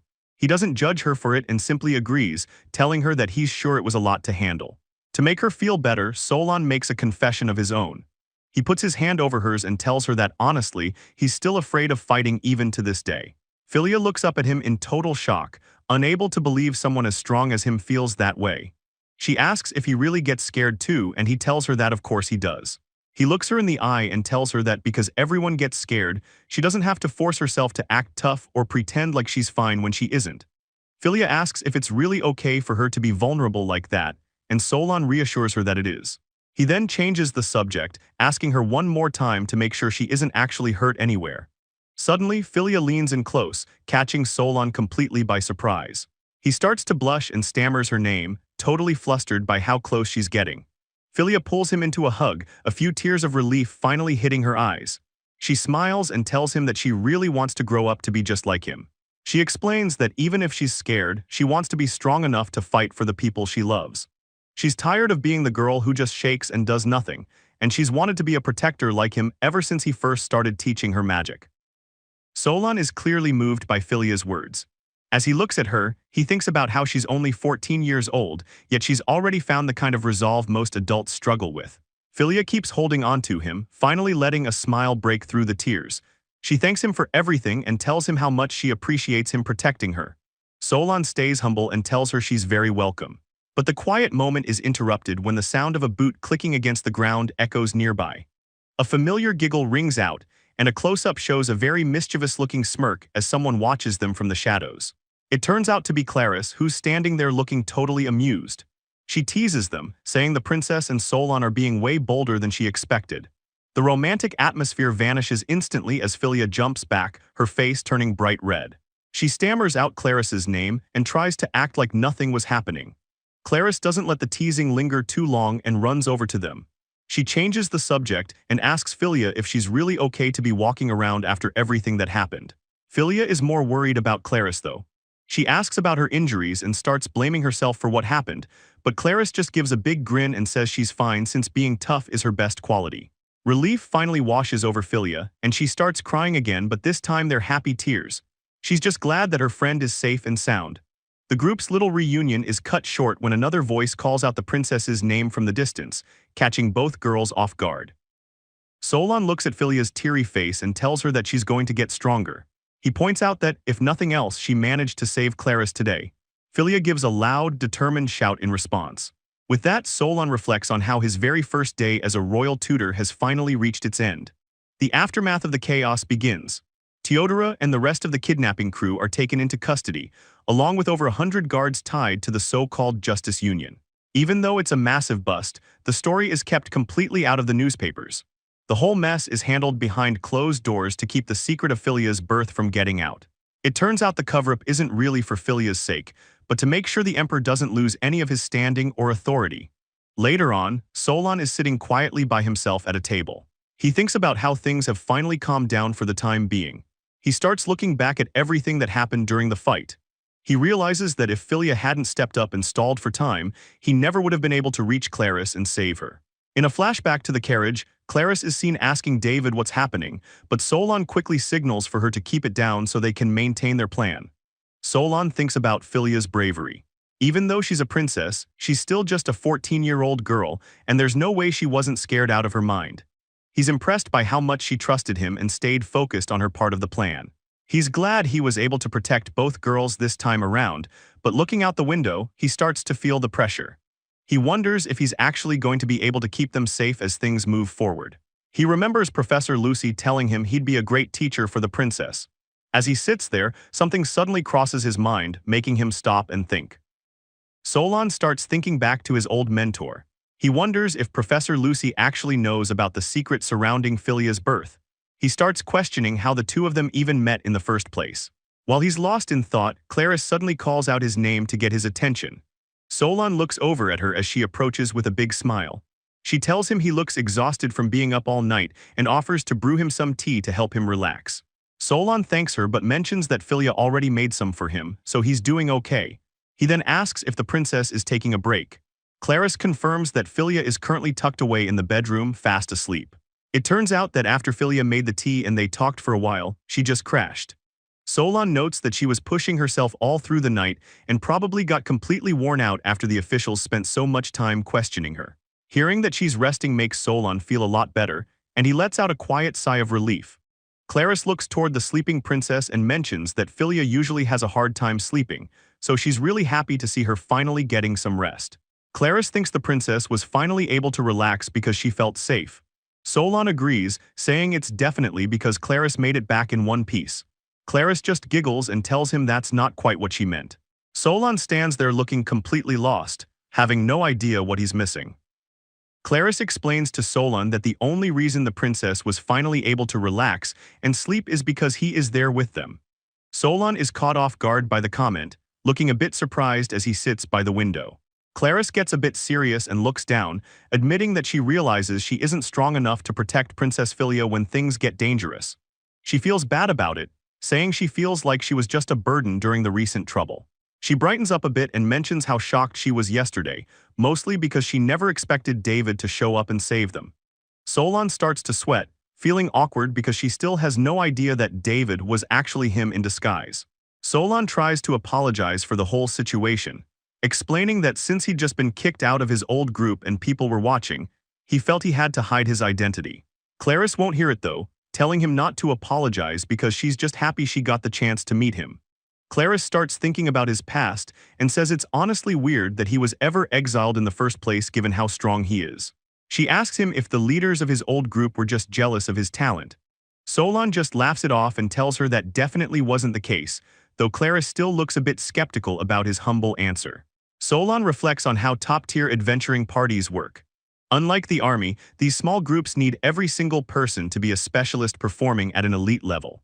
If someone can't keep up with that high standard, getting cut from the team is just part of the business. He remembers what Creon and Sophia told him when they let him go. They claimed they were actually worried he was going to get himself killed because he wasn't at their level anymore. His mind goes back even further to when the three of them first started their group. He recalls a specific time when they let a young girl join their ranks even though she didn't have the skills to back it up. That experience changed everything for them. They promised each other they would never make a mistake like that again, and since then, the three of them have stayed incredibly strict about their standards for the group. Solon takes a second to reflect on his past. He realizes that if he were in the shoes of his former party leaders, he probably would have made the exact same decision to let someone go who couldn't keep up with the group's elite standards. Just as the mood gets heavy, Clarice speaks up and cuts through his thoughts. Solon is a bit startled and looks over at her as she changes the subject. She tells him that even if the high-ranking knights don't see his value, it doesn't matter to her. To both her and Princess Filia, he is the hero who saved their lives when things looked grim. With a big smile, she thanks him properly. She makes sure he knows how much it means to her that he stepped up to save her twice now. Solon turns it around and tells her that he's actually the one who should be saying thank you. The comment catches Clarice off guard, and she gets all flustered, wondering why he would be thanking her. Seeing her reaction makes Solon smile. He realizes he's right and that there's no reason for him to be sitting around feeling insecure about his place anymore. He stands up and reaches out his hand to her. He says that since they're going to be colleagues from here on out, he's looking forward to working with her and asks her to look after him. Clarice doesn't hesitate for a second. She happily agrees and takes his hand, sealing their new partnership with a firm handshake. Watching her blush and act all shy makes Solon realize something important. He knows he needs to keep getting stronger, not just for himself, but to protect the people who are actually putting their trust in him. Moving on, Clarice gets back to business and offers to give him a tour of the facilities. She says she'll show him how everything in the room works, and Solon tells her he'd really appreciate the help. Clarice takes charge and tells Solon to leave everything to her as she leads the way. Solon follows her, ready to see the rest of the place. In the next scene, a newspaper called Daily Discourse shows some heavy news. It reports that a revolutionary group called the July Party has assassinated the interior minister. It seems like this was a move to protest a massacre of civilians that the Imperial Army carried out 2 years ago, and people are still looking into the details. The story shifts to a memory of Filia when she was younger. She's standing alone while voices around her treat her like garbage. They tell her to quit dawdling and call her a useless princess, even asking if she wants to get hit again. All the poor girl can do is keep apologizing. Filia looks completely broken as she thinks about how much everyone hates her. She's convinced it's because she's the daughter of a devil. She walks down a long, empty hallway, holding onto a tiny bit of hope. She tells herself that if she can just see her father, maybe things will change and everyone will finally accept her. Later, someone sits her down in a big chair and tells her to stay put. Filia just gives a small response, doing exactly what she's told. She looks over and sees her father, the emperor, but he's not alone. He's sitting on his throne and acting all sweet with another young girl. Filia just watches from the shadows and whispers to her father. Watching the emperor be a loving father to someone else hurts. Filia looks away, thinking about how lucky that other girl is. As she starts to walk away, she can't help but wish she could be treated with that kind of warmth too. But just as she's leaving, someone yells at her to stop right where she is. Filia finally builds up the courage and calls out to her father while he's sitting on his throne with another girl. The emperor seems caught off guard by the sudden interruption. She looks really nervous, blushing as she tries to find the right words to start a conversation with him.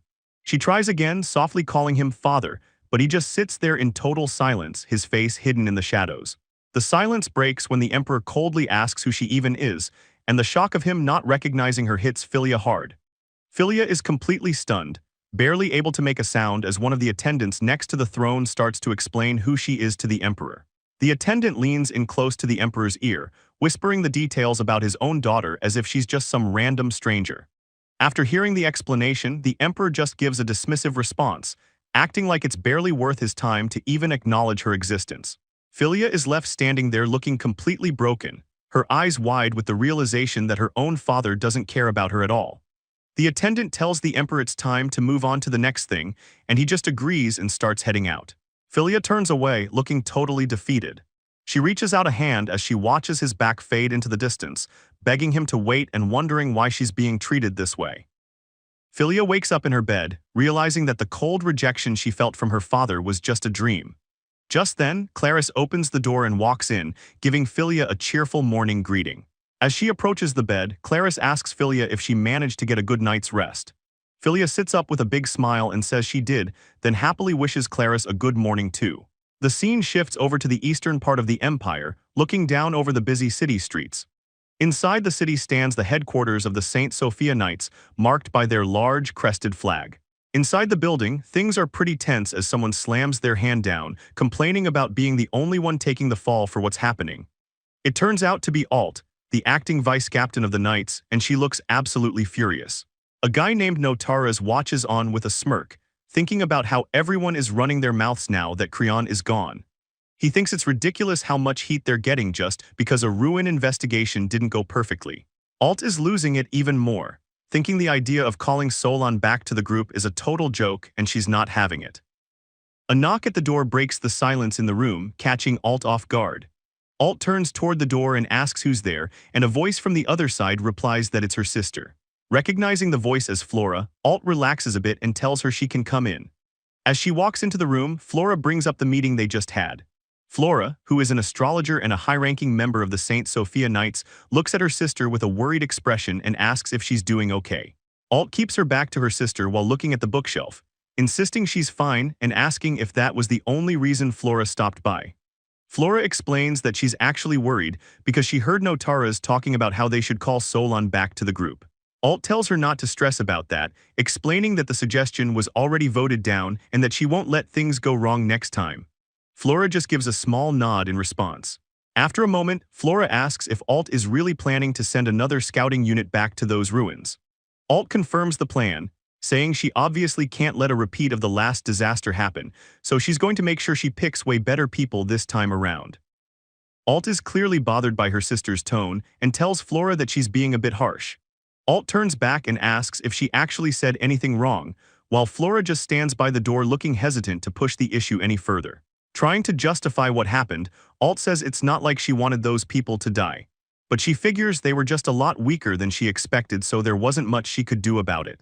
Flora stays quiet, watching as Alt resolves to just pick better people for the next attempt. Flora tries to speak up again and Alt looks over, asking her what she wants now. Flora tentatively asks if there's any way they could just pick a different, easier location for the next expedition instead of going back to the same ruins. Alt shuts that idea down immediately, saying she has no intention of lowering the difficulty, which leaves Flora shocked and asking why she's being so stubborn. Alt explains that if she plays it safe, guys like Notara's will just have more reasons to talk trash about her. And as the acting vice captain, she can't afford to look like she's losing her nerve. Flora looks completely stunned by the pressure her sister is putting on herself and tries to protest. Alt cuts her off and looks distant, reminding Flora that it's already been 2 years since they finished magic school, implying that they don't have time to be playing it safe anymore. Alt explains that they need to get back at everyone back home who treated them like jokes for being twins. To do that, she says they have to pull off something so big that everyone has no choice but to praise them, which is why clearing high-difficulty ruins is a must. Flora looks pretty stressed out and says she gets the logic, but she's still clearly not on board with how dangerous this is. Alt just tells her to relax and not worry so much about it. Flora is left confused for a second as Alt starts walking away toward the window. Alt turns back with a smug look, saying that both of them are way stronger than Solon ever was. She then mentions that Creon is actually making things very convenient for their next move. Flora looks lost and asks what she means by things being convenient. Alt says it's going to be a huge surprise, but for now, it has to stay a secret from the rest of the group. Flora just gives a small nod in response. Alt leans in close to Flora's ear to whisper the details of the plan. Flora is totally shocked by what she just heard, looking like she can't believe what her sister is planning. Alt walks off feeling pretty good about herself, asking Flora if that isn't a great plan. Flora just stands there watching her go, looking more worried about her sister than ever. Alt is focused on the next ruin conquest, telling herself she's going to make it a total success.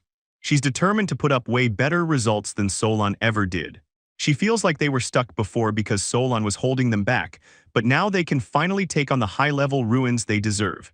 This is just the first step for her, so she's not allowing herself any room for failure. She's absolutely certain that once she pulls this off, Sophia will finally give her the praise she's been looking for. In her head, Solon was nothing but a nuisance. She's convinced that Sophia will soon realize Alt is the only one who truly belongs by her side. Alt says she's actually looking forward to the challenge and promises to make it work, all while the mage girl from the group watches from the back. She's ready to do whatever it takes to win, no matter what kind of methods she has to use. Meanwhile, Notara's is seen walking through the building.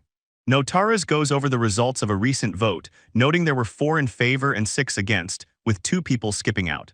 With those numbers, he knows the rejection was pretty much guaranteed. Notara's, who is an executive and summoner for the St. Sophia Knights, stops to think for a second. He says that it was worth it just to see that frustrated look on Alt's face for the first time in a while. Alt is shown nearby, looking like she's absolutely losing it with anger. Notara's starts laughing to himself as he walks away, which leaves another person in the hallway wondering what's so funny. Even with everything going on, there's a big, but to the whole situation that needs to be addressed. Notara's is thinking about how Alt doesn't really get how strong or weak her own people are. He's convinced that if she keeps running things this way, more people are just going to end up dead. He knows the deal with the noble executives like Alt. They're so stuck on themselves that they don't trust anyone else's input. It's common knowledge that Alt is so stubborn she won't even talk things over with her own twin sister Flora. But to Notara's, the real problem is Creon. He knows Creon sees exactly how badly Alt is messing up, yet he's just sitting back and letting the disasters happen. The St. Sophia Knights are actually famous for their policy of putting their members' lives first, which is why the public loves them so much. Aside from one incident way back when they only had 3 members, they've managed to keep a perfect record of 0 deaths. Creon used to be the biggest supporter of that policy. So it's weird to Notara's that he hasn't said a single word about the team getting wiped out under Alt's command. Once Solon was kicked out, Alt got bumped up to vice captain, and Creon basically handed her the keys to the kingdom. Notara's is also getting a bad feeling because Creon hasn't even been hanging around the headquarters much lately. It turns out Solon, Creon, and Sophia were the original 3 who founded the order. Since Solon was the oldest, he was the one who spent those early days protecting the other 2 and making sure they survived. The bond between those 3 was supposed to be unbreakable. For a long time, no matter how much Alt complained or tried to get Solon demoted or kicked out, Creon and Sophia wouldn't even give her the time of day. But for some reason, that dynamic eventually changed, and the bond that held them together finally snapped. It turns out Creon was the one who really pushed the idea of kicking Solon out during the meeting. He made sure the talk of expulsion actually went through. Notaras stands there thinking about the situation. He knows for a fact that Solon doesn't have any flashy combat abilities, but that's not the point. To him, Solon's real strength is being a tactical genius and a solid support guy rather than a main fighter. The reality is that if they keep pushing into those high-level ruins, the risk of people dying just keeps climbing. Since the Knights started only valuing raw power, it was basically a given that Solon would eventually be stripped of his vice-captain title. Notaras shrugs his shoulders and decides there's no use in him stressing over it any longer. As he walks away, he figures Creon probably has some sort of hidden motive for everything that's happening. He realizes the only thing he can actually do is try to manage Alt and keep her from making things worse. He tells himself to just act like a professional former soldier. For the time being, he's going to shut up and follow his orders. But deep down, he's still worried about the direction the order is heading. He really hopes that Sophia will at least step in and give Alt some much-needed criticism to keep her in line. Meanwhile, the focus shifts over to the massive Imperial Palace. Solon is already settling into his new life there. He looks over some gear and asks if these are the clothes he's supposed to wear for the ceremony the next day. Rhea tells Filia that the dress suits her perfectly. Filia looks delighted and asks if she really looks cute in it, which Rhea quickly confirms. Filia turns to Solon to get his opinion on the outfit, explaining that this is what she plans to wear for the ceremony the following day. Checking for any last-minute adjustments, Rhea asks if any part of the dress feels tight or uncomfortable, offering to fix it before tomorrow. Filia tells her that everything is fine and there's no need to worry. Solon mentions that since Filia hasn't really grown any taller since the last time he saw her, she's all set to attend the ceremony. Filia asks him if that's really how he sees it. Before leaving, Rhea tells them to let her know right away if they need anything else. She mentions she's heading off to help out Professor Lucy, and Solon tells her that sounds good. Once they're alone, Filia asks Solon exactly when he's referring to when he mentions seeing her before. Solon explains that it was about 6 months ago during the Magic Academy graduation ceremony. Filia takes a second to process that and says she understands. Filia realizes that members of the Imperial family did actually attend that graduation event. She looks back on the memory and notes that Sophia was the valedictorian and the main star of the day, looking very proud of herself. Other than that, Filia admits she doesn't really remember much else from the ceremony. Solon starts to feel a bit uneasy as he thinks back, realizing that he might be forgetting something pretty important about that day. A door opens and Clarice tells Professor Lucy that she looks absolutely beautiful. Lucy thanks her for the compliment. Lucy then calls out to Solon to get his attention. He looks over to see what she wants. Lucy has changed into a black evening dress and asks Solon what he thinks of how she looks. Solon tells her that the dress is nice and it seems to suit her well. Lucy seems a bit let down and asks him if that's really all he has to say. She tells him she feels like his heart isn't really in the compliment. Solon says that's not true, but admits he's struggling because he doesn't know where to look given the dress. Lucy decides to let him off the hook this time. Solon just gives a quiet, awkward smile in response. Just then, Filia pipes up while blushing, asking if her own outfit doesn't actually look better on her. Lucy is shocked by the sudden competition. Solon starts sweating and tells them that you can't really compare the two of them like that. Filia sounds disappointed while Lucy just gives her a flat look. Rhea steps in and suggests that Filia should change out of the dress before it gets wrinkled. Solon quickly agrees that it's a good idea. As Rhea leads the way, Solon finally lets out a deep breath, relieved to be out of that awkward situation. Solon realizes that ever since the whole kidnapping incident with Clarice, Princess Filia has become incredibly attached to him. It's a lot for him to take in, and he looks a bit stressed out by the sudden change in their dynamic. He notices that Filia seems way more relaxed now, just like Clarice mentioned she would be. She's all smiles and clearly happy, but Solon can't help but wonder if he should be worried about how close she's getting to him lately. As they sit together, Solon thinks to himself about how tricky it is to deal with girls going through their awkward teenage years. Lucy breaks the silence by looking over at him and asking if he's planning on wearing formal clothes for the events tomorrow. Solon tells her he isn't, explaining that he's going to stick with his usual gear because he's used to it for guard duty. Lucy looks a bit disappointed and tells him that's a real shame. The conversation shifts as Notaras points out that while Filia has her ceremony, tomorrow is also the day for the new Prime Minister's inauguration. Lucy mentions the name Strass and looks a bit down, saying she just hopes the whole thing doesn't end up being a total disappointment. Solon agrees with her and adds that he really wants them to handle the famine situation in the West as soon as they can. He looks pretty serious about the political state of things. Lucy just sighs and says he's right. The two of them sit there on the couch in silence for a moment, just staring out the window and thinking about everything coming up. Suddenly, Solon realizes he forgot to ask something. He speaks up and tells Professor Lucy that something just crossed his mind. He asks her when she actually first met Princess Filia. Lucy looks pretty surprised by the question and gives him a curious look as she prepares to answer. Solon is listening as Professor Lucy points out that he hasn't actually brought this up with Princess Filia yet. Lucy settles into the couch and starts explaining the family ties, revealing that her aunt is actually Filia's mother. She gets a bit of a knowing look on her face and clarifies that the whole thing is really just a formal arrangement. Solon mentions that he figured she already knew about the princess's bloodline, and Lucy quickly confirms that he's right. Moving on, Lucy explains that Filia was actually the one who asked her to keep it a secret. She told the girl that Solon isn't the type of guy to treat someone differently just because of their status, but the princess was still worried. Lucy looks Solon right in the eyes and asks him straight up if he feels like anything has changed now that he knows the truth. Solon thinks back to how Filia is always so happy to see him, waving and calling out his name with a big smile. After a moment of silence, Solon tells Lucy that nothing has changed for him. He gives a small smile and says he's sure the end result is still the same regardless of who her family is. Lucy looks at him warmly and says she knew it, telling him he's definitely going to be a great teacher for the princess. Lucy gives a playful smile and admits she might be spoiling Filia a bit too much. Solon just looks on, feeling the weight of the situation. Just then, the door swings open and Filia steps out, having finished changing into a fresh dress. She turns to Lucy and asks if she's going to go get changed as well. Lucy stands up and says she'll head off to change now. She casually adds that she wouldn't mind if Solon helped her out with it later, which sends Filia into a blushing mess while Solon sits there completely stunned by the suggestion. Filia loses it and tells Lucy that if she tries to make Solon do anything like that, she'll never forgive her. Solon tries to hurry Lucy out of the room to stop the teasing, and Lucy just laughs it off as she walks away. The door shuts behind Lucy, leaving the two of them alone. Filia lets out a frustrated sigh, still looking a bit worked up from the interaction. Filia catches Solon looking at her and asks him what he's laughing at. Solon gets caught off guard and starts stammering, trying to find the right words to respond.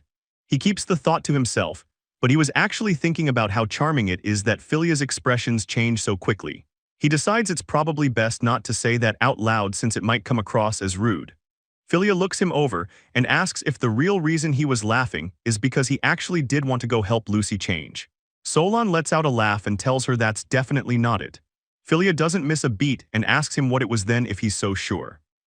Solon lets out an awkward sound, realizing he's been caught in a bit of a weird moment. Filia just gives him a teasing look and confirms that he was indeed thinking something he shouldn't.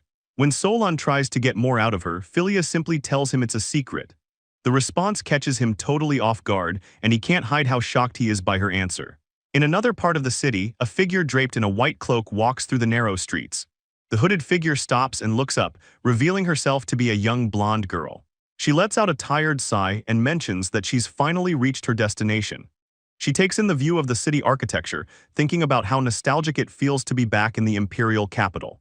As she moves along, a sudden gust of wind blows through the street, catching her cloak as she hurries forward.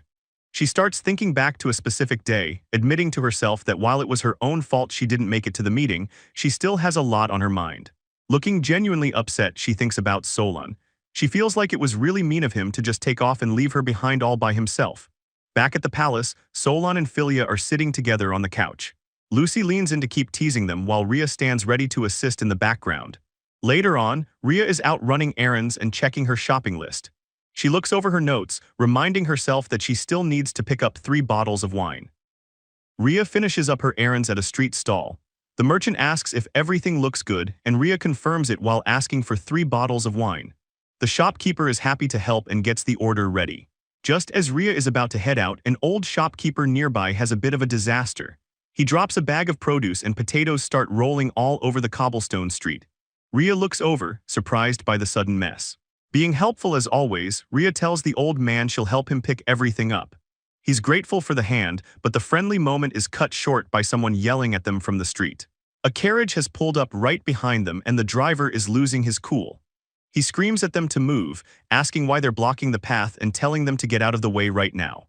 The sudden aggression catches Ria and the old man completely off guard. They both look up at the driver, totally shocked by how rude he's being while they're just trying to clear the road. Ria starts panicking and apologizes over and over, promising they'll have the street cleared in just a second. The driver isn't interested in her excuses and just scoffs at her. Inside the carriage, the passenger starts wondering what the holdup is.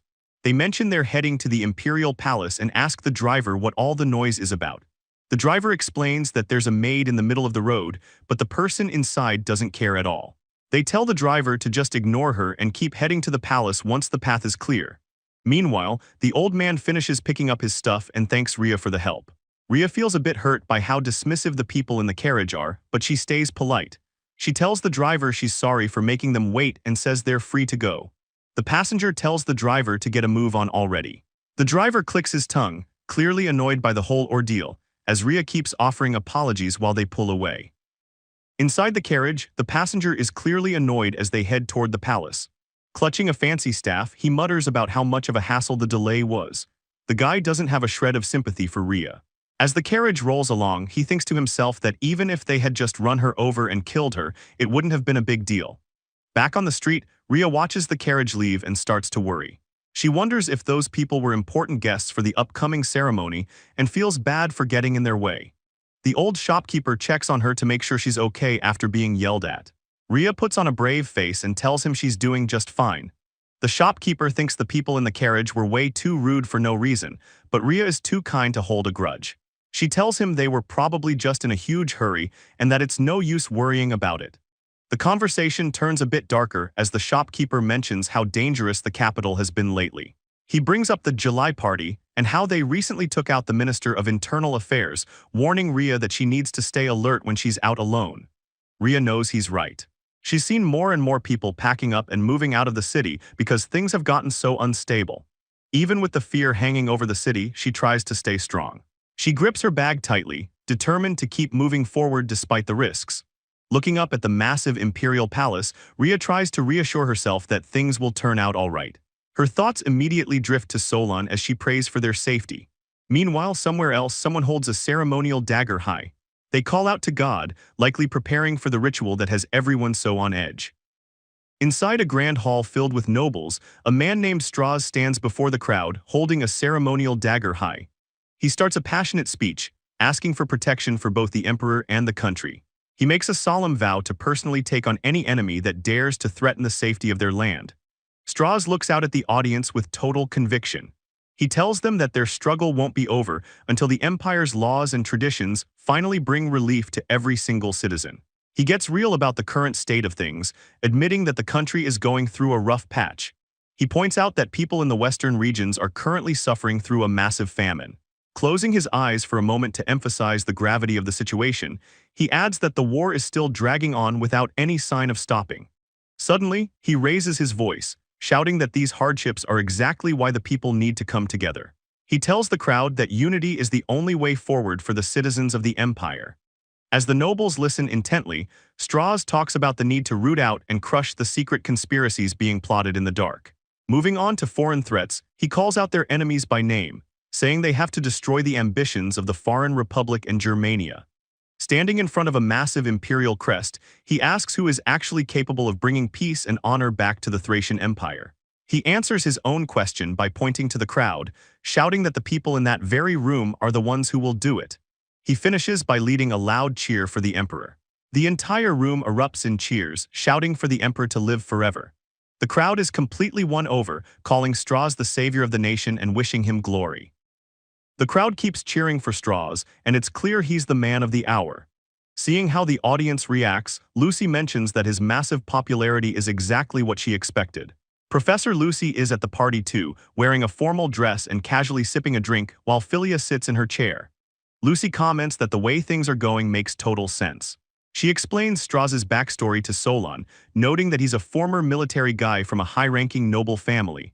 Apparently, back in the service, he wasn't some stuck-up officer. He ate the same food as the common soldiers and even got hurt protecting his lower-ranking troops. That's why he's a hit with both the elite and the regular citizens. Lucy adds that on top of all that public support, it looks like the Emperor is also a big fan of his. As Solon and Lucy stand behind Filia in the massive, decorated hall, Lucy's tone shifts a bit as she brings up a downside. Looking around at the layout of the room, Lucy admits she expected it, but points out they are stuck in the very last row of seats.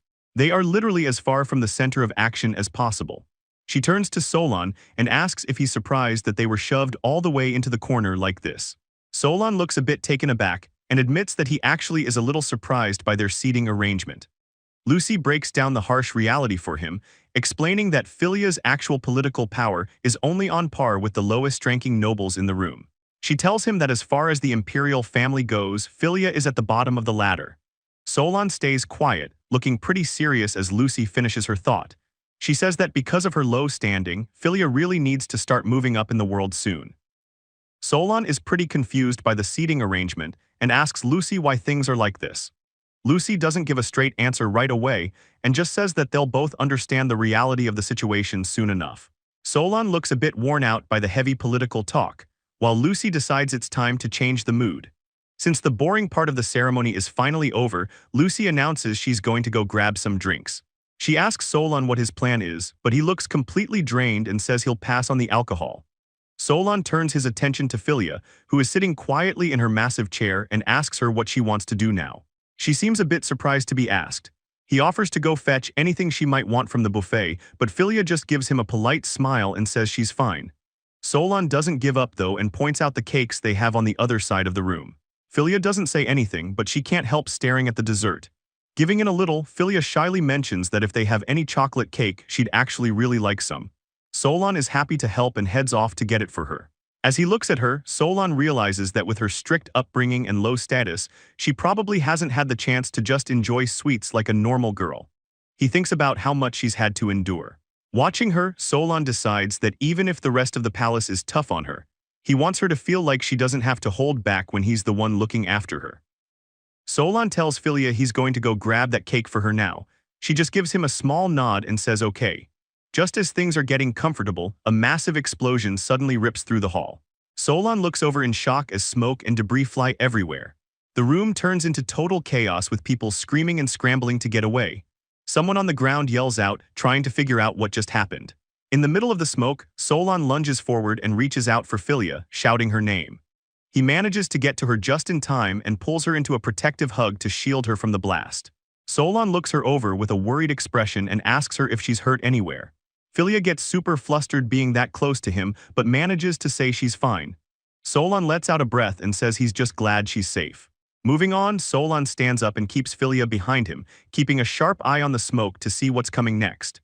Looking at the destruction and the people on the floor, Solon realizes there's no way this was just an accident. Just then, Lucy appears through the dust.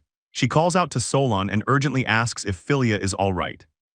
Lucy tells the group that she has things handled on her side for now and asks Solon if he's doing okay. Solon says he's fine and mentions that Straws managed to protect the Emperor during the blast. Lucy is stressed out that terrorism is happening right inside the palace and says they need to prioritize putting out the fires and helping people. Suddenly, a massive noise echoes through the area, making everyone jump. Solon picks up on the nature of the attack, realizing it was wind magic. He starts to suspect that there's more than one mage behind all this. Moving on, a staff or spear slams into the floor near Jurin. The guard vice-captain is stunned, wondering how the attackers even managed to make it into the Great Hall. A mysterious figure steps forward. A voice rings out, asking the people present if they still remember the tragedy that happened on July 9th. The person is revealed to be an old man named Poros, who stands there holding a strange staff with an eye on it. He continues to speak about the July 9th tragedy.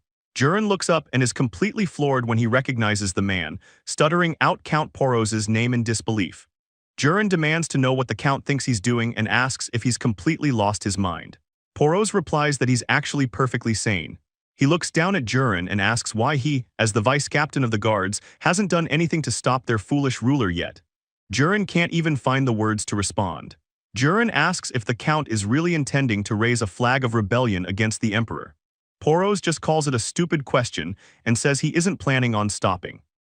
Poros raises his staff as it begins to glow with a dangerous light. He looks at the guards and simply says it's a shame things had to go this way.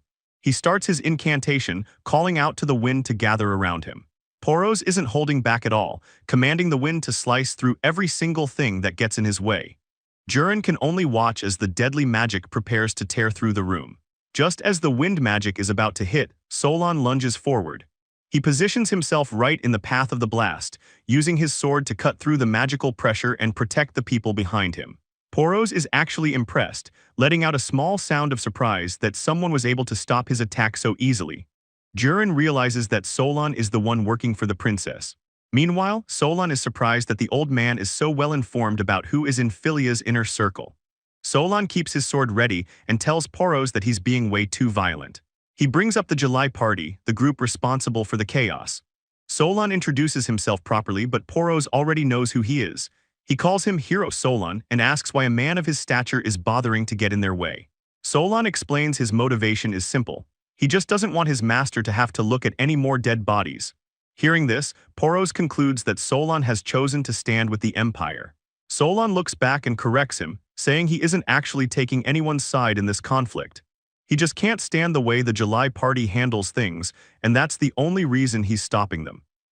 Poros looks pretty let down by Solon's stance. He asks if that's really how he feels, noting that he honestly thought someone like Solon would actually understand where their group is coming from. Solon just tells him it's a shame they can't agree. He immediately turns his attention to Jurin, asking him if he's okay to move despite his injuries. Jurin is completely lost, but Solon cuts him off, saying they don't have time to stand around talking. Jurin looks down and realizes his wounds are already closing up, which blows his mind. Solon explains that he only performed a bit of magical first aid to patch him up, so he'll still need a real doctor once this is over. Solon grips his sword and gives Jurin orders to handle the rescue and get people out of there. He tells him that the deeper parts of the building haven't been hit too hard yet, so there's still time to save everyone. Poros stays quiet for a second before looking at Solon with a serious expression. He asks him if he's really forgotten about what happened on that day. Solon doesn't miss a beat and says he remembers it perfectly. He brings up July 9th from 2 years back, when the common people were starving and marched on the imperial palace to protest. Looking back at the tragedy, Solon describes how the emperors got scared by the sheer desperation of the crowd and decided to solve the problem by killing everyone there. He continues the story, explaining how the citizens who only wanted help were slaughtered under the emperor's direct command. He specifically points out that a lot of children were killed in that mess too. Solon makes it clear that he isn't on the empire's side for what they did. He tells Poros flat out that he has no intention of supporting or defending those past actions.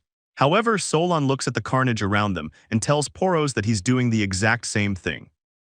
By slaughtering servants and nobles who can't even fight back against magic, Poros has become the very thing he claims to hate.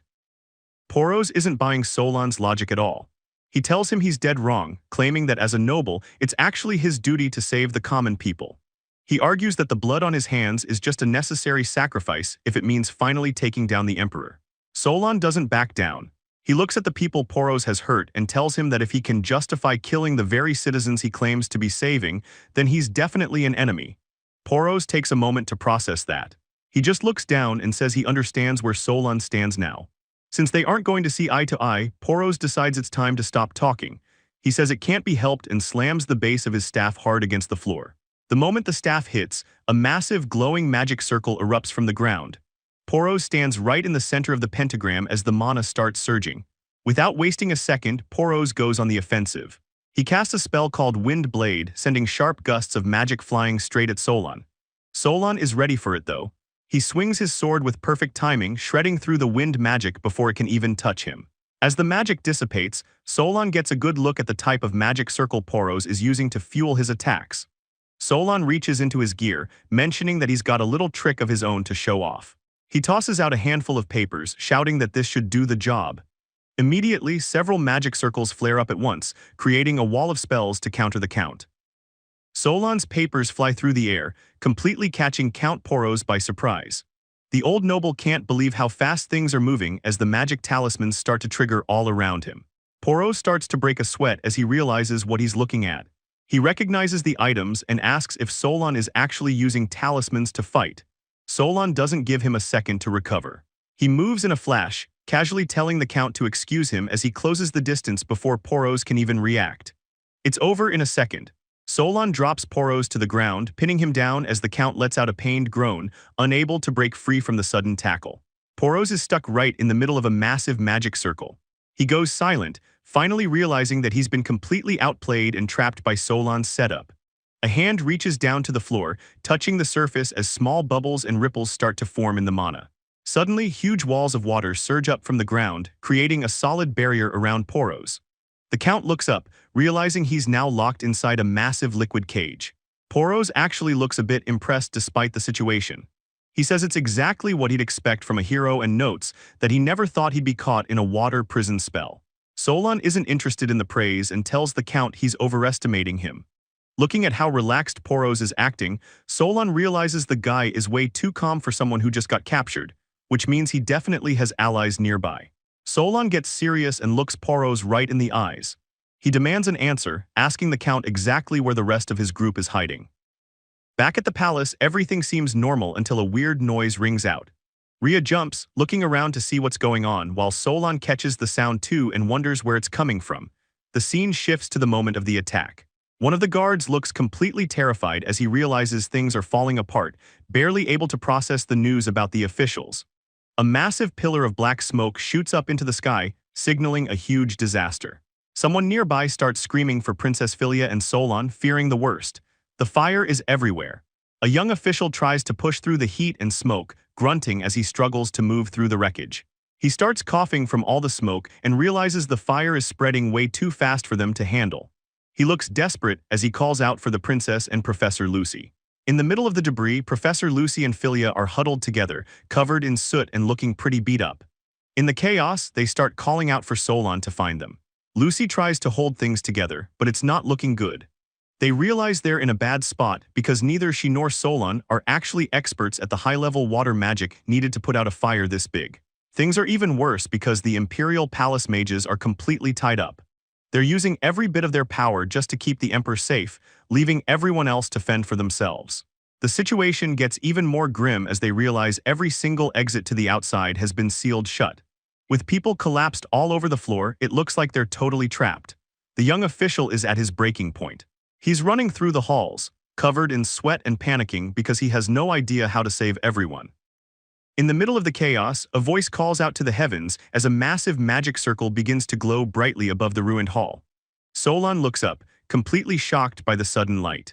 As the magic circle pulses, the voice pleads for salvation, asking for everyone in the burning palace to be saved from the disaster. People are still screaming in the background as the fire rages, but down on the floor, the atmosphere starts to shift around Filia. Suddenly, the sound of rushing water fills the area. The intense heat starts to fade as the magic takes effect, dousing the flames throughout the hall. Solon stands there soaked, looking around as he realizes the fire has actually been put out. He wonders if they've really been saved, but then Filia calls out his name. Filia is just glad everyone is safe and mentions that Lucy was the one who kept her protected during the worst of it. Lucy turns to Solon and asks if he's doing okay or if he got hurt in the mess. Solon tells her he's fine, and Filia gives him a huge, relieved smile, clearly happy that he's standing there in one piece. Solon kneels down and takes Filia's hand, apologizing for making her go through so much worry. Filia immediately tells him not to feel bad, because he's the one who stepped up to protect her and everyone else. She keeps holding his hand and tells him that if he hadn't been there, things would have been a lot worse, so there's really no reason for him to apologize. Moving on, Solon looks a bit serious and tells her that's not quite right. He reveals that the water magic that just saved them didn't actually come from him, leaving Filia totally confused. While Solon is still holding Filia's hand, a voice calls out his name from the side, catching him completely off guard. Solon looks up, and as he sees the person standing there, it all clicks for him. He realizes he recognized the magic that saved them because it belonged to someone he knew. He says Sophia's name out loud as she stands there in the rain, looking serious while holding her staff. Looking back at Sophia's past at the academy, the other students used to whisper about her constantly. They couldn't believe she was the one who managed to enroll as the youngest top student in their year. The gossiping didn't stop there, with some students assuming she only got in because of connections to some high-ranking noble family. They kept bringing up the fact that she was only 9 years old. Her classmates felt slighted by her attitude, complaining that despite being younger than them, she never even bothered to smile or be friendly. People accused her of acting like she was better than everyone else, which led to her spending all her time alone, sitting under a tree far away from the other kids. Sophia looked on with a blank expression, coming to the realization that the academy was turning out to be just as lonely as her life back home. As she watched people distance themselves from her, she felt like no matter where she went, she was always going to be an outsider. Just as she was sitting there in her own world, someone walked up to her and said hello, which gave her a bit of a start. Sophia looks up in surprise, her eyes wide as she's pulled out of her lonely thoughts. It's a young Solon standing there with a friendly smile, holding a book. He introduces himself and asks Sophia if it's okay for him to take the spot right next to her. Back then, Sophia was convinced that she was always going to be an outsider, even at the academy. But as she sat there under the tree thinking she had no one, Solon walked right up to change that. The scene shifts back to the present chaos after the attack. People are scrambling everywhere, with workers shouting for those with minor injuries or anyone feeling sick to head over for help. Everyone is desperate to get treated as fast as possible. Sophia, dressed in her hooded saint robes, is right in the middle of it. She tells the crowd she's going to treat everyone in order, but one woman is frantic, begging for her child to be seen before anyone else. Moving on, Sophia is kneeling down to help Count Poros, who is sitting on a chair. She finishes up and asks him if he's feeling pain anywhere else. Poros looks away and says he's fine. Sophia tells him that's good to hear, but makes sure to tell him to let someone know immediately if anything starts feeling weird. As Poros sits there, he's lost in his own head. He can't believe a high-ranking noble like himself actually turned out to be a member of the extremist July party. People nearby start whispering about the situation. They say there's no way Poros is escaping the death penalty after what he did, and that he's getting exactly what he deserves. More than anything, they're just relieved the Emperor and Prime Minister Strauss made it out okay. Under the massive magic circle on the ceiling, the talk continues. People realize they would have been in real trouble if the saint hadn't been there to save them. Still, some find it strange that Sophia even showed up at the ceremony today, but nobody really has an answer for why she was there. Solon looks toward the building, wondering to himself if Sophia is actually inside. Moving on, Sophia is sitting outside with a group of people. Everyone is dead silent until a small sound of surprise breaks the quiet. One of them asks Sophia if she's really quitting the Knights. Looking down at her lap with a somber expression, Sophia simply says she is. The mage girl looks completely shocked by the news, but Sophia tells her that she had actually planned on leaving from the very beginning. The man nearby looks stressed and tries to argue, saying that even if she planned it, there's more to consider. He points out that the Knight Order was something Solon, Creon, and Sophia all built together over the last 4 years. He mentions that even though Solon was kicked out, Sophia is still the captain of the whole organization. Sophia looks at Solon and tells him the only reason she was even able to handle being the captain was because he was there to support her. She goes on to explain that there's more to her decision than just that. Sophia admits that the Knights just don't feel like the place where she belongs anymore. Hearing this, Solon looks away, unable to say anything except her name. Sophia reaches out and grips Solon's hands tightly. She looks at him and asks if he still remembers that promise they made together back when they were just first years. She reminds him that they vowed to build the strongest Knight Order anyone had ever seen. Solon looks back at her and confirms that he definitely remembers making that deal. Sophia goes on to say there was more to it than that. She looks at the symbol of the Saint Sophia Knights and admits they definitely succeeded in becoming known as the strongest in the Empire. But then she points out that the promise wasn't actually fulfilled just by getting strong.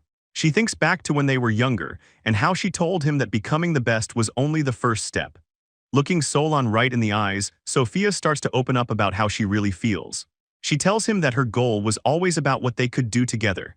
She explains that she wanted to create a place where both of them truly belonged. To her, it doesn't matter how powerful the Knights are if the Order isn't a home for the two of them. Solon can only say her name as she continues. She admits she knows she can't just walk away from the Knights on a whim, and she understands that a captain shouldn't just ditch their responsibilities. Just as they're talking, a loud voice suddenly cuts through the air. Someone asks if she's really planning on quitting the Knights, and the whole group freezes up. A stern-looking man in noble attire walks toward them with a serious look on his face. Sophia turns pale and realizes it's her father who just showed up. The man calls out her name and Sophia visibly shakes. She looks completely terrified to see him standing there. Sophia's father reminds her that she started the Knight Order even though he was against it from the start. He looks at her and asks if she's really planning to walk away from everything after 4 years of work. He gets even harsher, asking if she's actually throwing it all away just for a commoner. Sophia looks totally freaked out in the background while Solon just stands there and takes the insult. Sophia tries to stand up for Solon and asks her father to stop being so mean.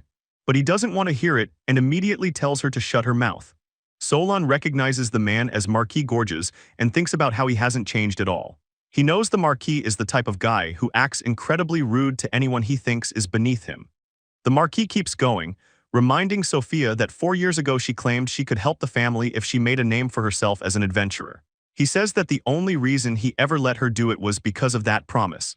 He points out that her Night Order is making a ton of money right now, which is the only reason he's been putting up with her acting so selfish. Sophia is clearly hurting and can't even find the words to respond.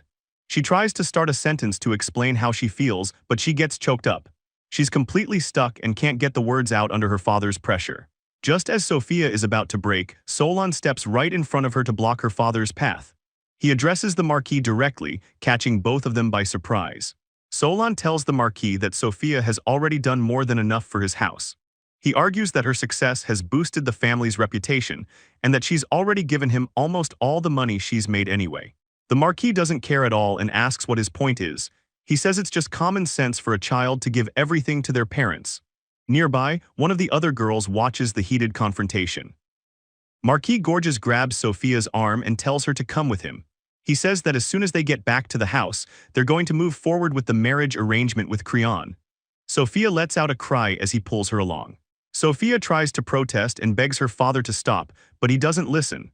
Solon watches from the side, looking completely frustrated that he can't do anything to help her right now. Gorges keeps barking at Sophia to keep moving while he drags her across the courtyard. Solon and the others can only stand there and watch as she's forced away. Solon is clearly reaching his limit, gritting his teeth as he watches the man treat Sophia like property. He mutters his own name as he tries to keep his cool. Just then, a voice rings out calling the Marquis by his name. It's Princess Filia, and she doesn't look happy about what's going on. Filia walks right up to them and tells the Marquis that she'd appreciate it if he didn't just take her guest away whenever he felt like it. Solon looks totally caught off guard by her sudden appearance. Gorges stops in his tracks and looks back to see who is talking to him. He's still holding onto Sophia's arm, but his attention is now fully on the girl who just interrupted him. The Marquis is totally confused and asks what's going on. Meanwhile, Solon is just standing there in shock because he didn't expect the princess to step in like this. Filia continues to walk forward with a calm, polite smile on her face. Despite the messy situation, she carries herself with the authority of the imperial family. Gorges glares at her, clearly annoyed that some kid is talking back to him. He asks her who she thinks she is to be addressing him that way. The focus shifts to the royal crest hanging around Filia's neck, which catches everyone's attention immediately. Marquis Gorges realizes the emblem belongs to the imperial family and starts sweating, realizing he might have messed up. He bows slightly and admits that this is the first time he's ever met her. Gorges narrows his eyes as he tries to process who she could be. He hesitates for a second, trying to put a name to the face. He eventually asks if she's the 17th Princess Iris. He seems a bit unsure, but he's trying to show respect now that he knows she's royalty. Filia just giggles and tells him he's close but not quite right. She explains that Iris is actually her older sister and introduces herself as the 18th Princess Filia. Gorges completely loses his cool and starts apologizing for being so rude. While Solon watches from the back, Gorges asks the princess why she's even hanging out with his daughter in the first place. Filia doesn't back down and reminds him that she already said not to take her guest away. Gorges tries to push back, arguing that he's the parent here and should be the one in charge of Sophia. Filia smiles and agrees that he is her father, but she isn't finished with him yet. She looks him right in the eye and tells him that a man who won't even listen to what other people have to say isn't fit to be a father at all. Gorges is left speechless by the insult, while Sophia and Solon just stand there in total shock that the princess actually called him out like that.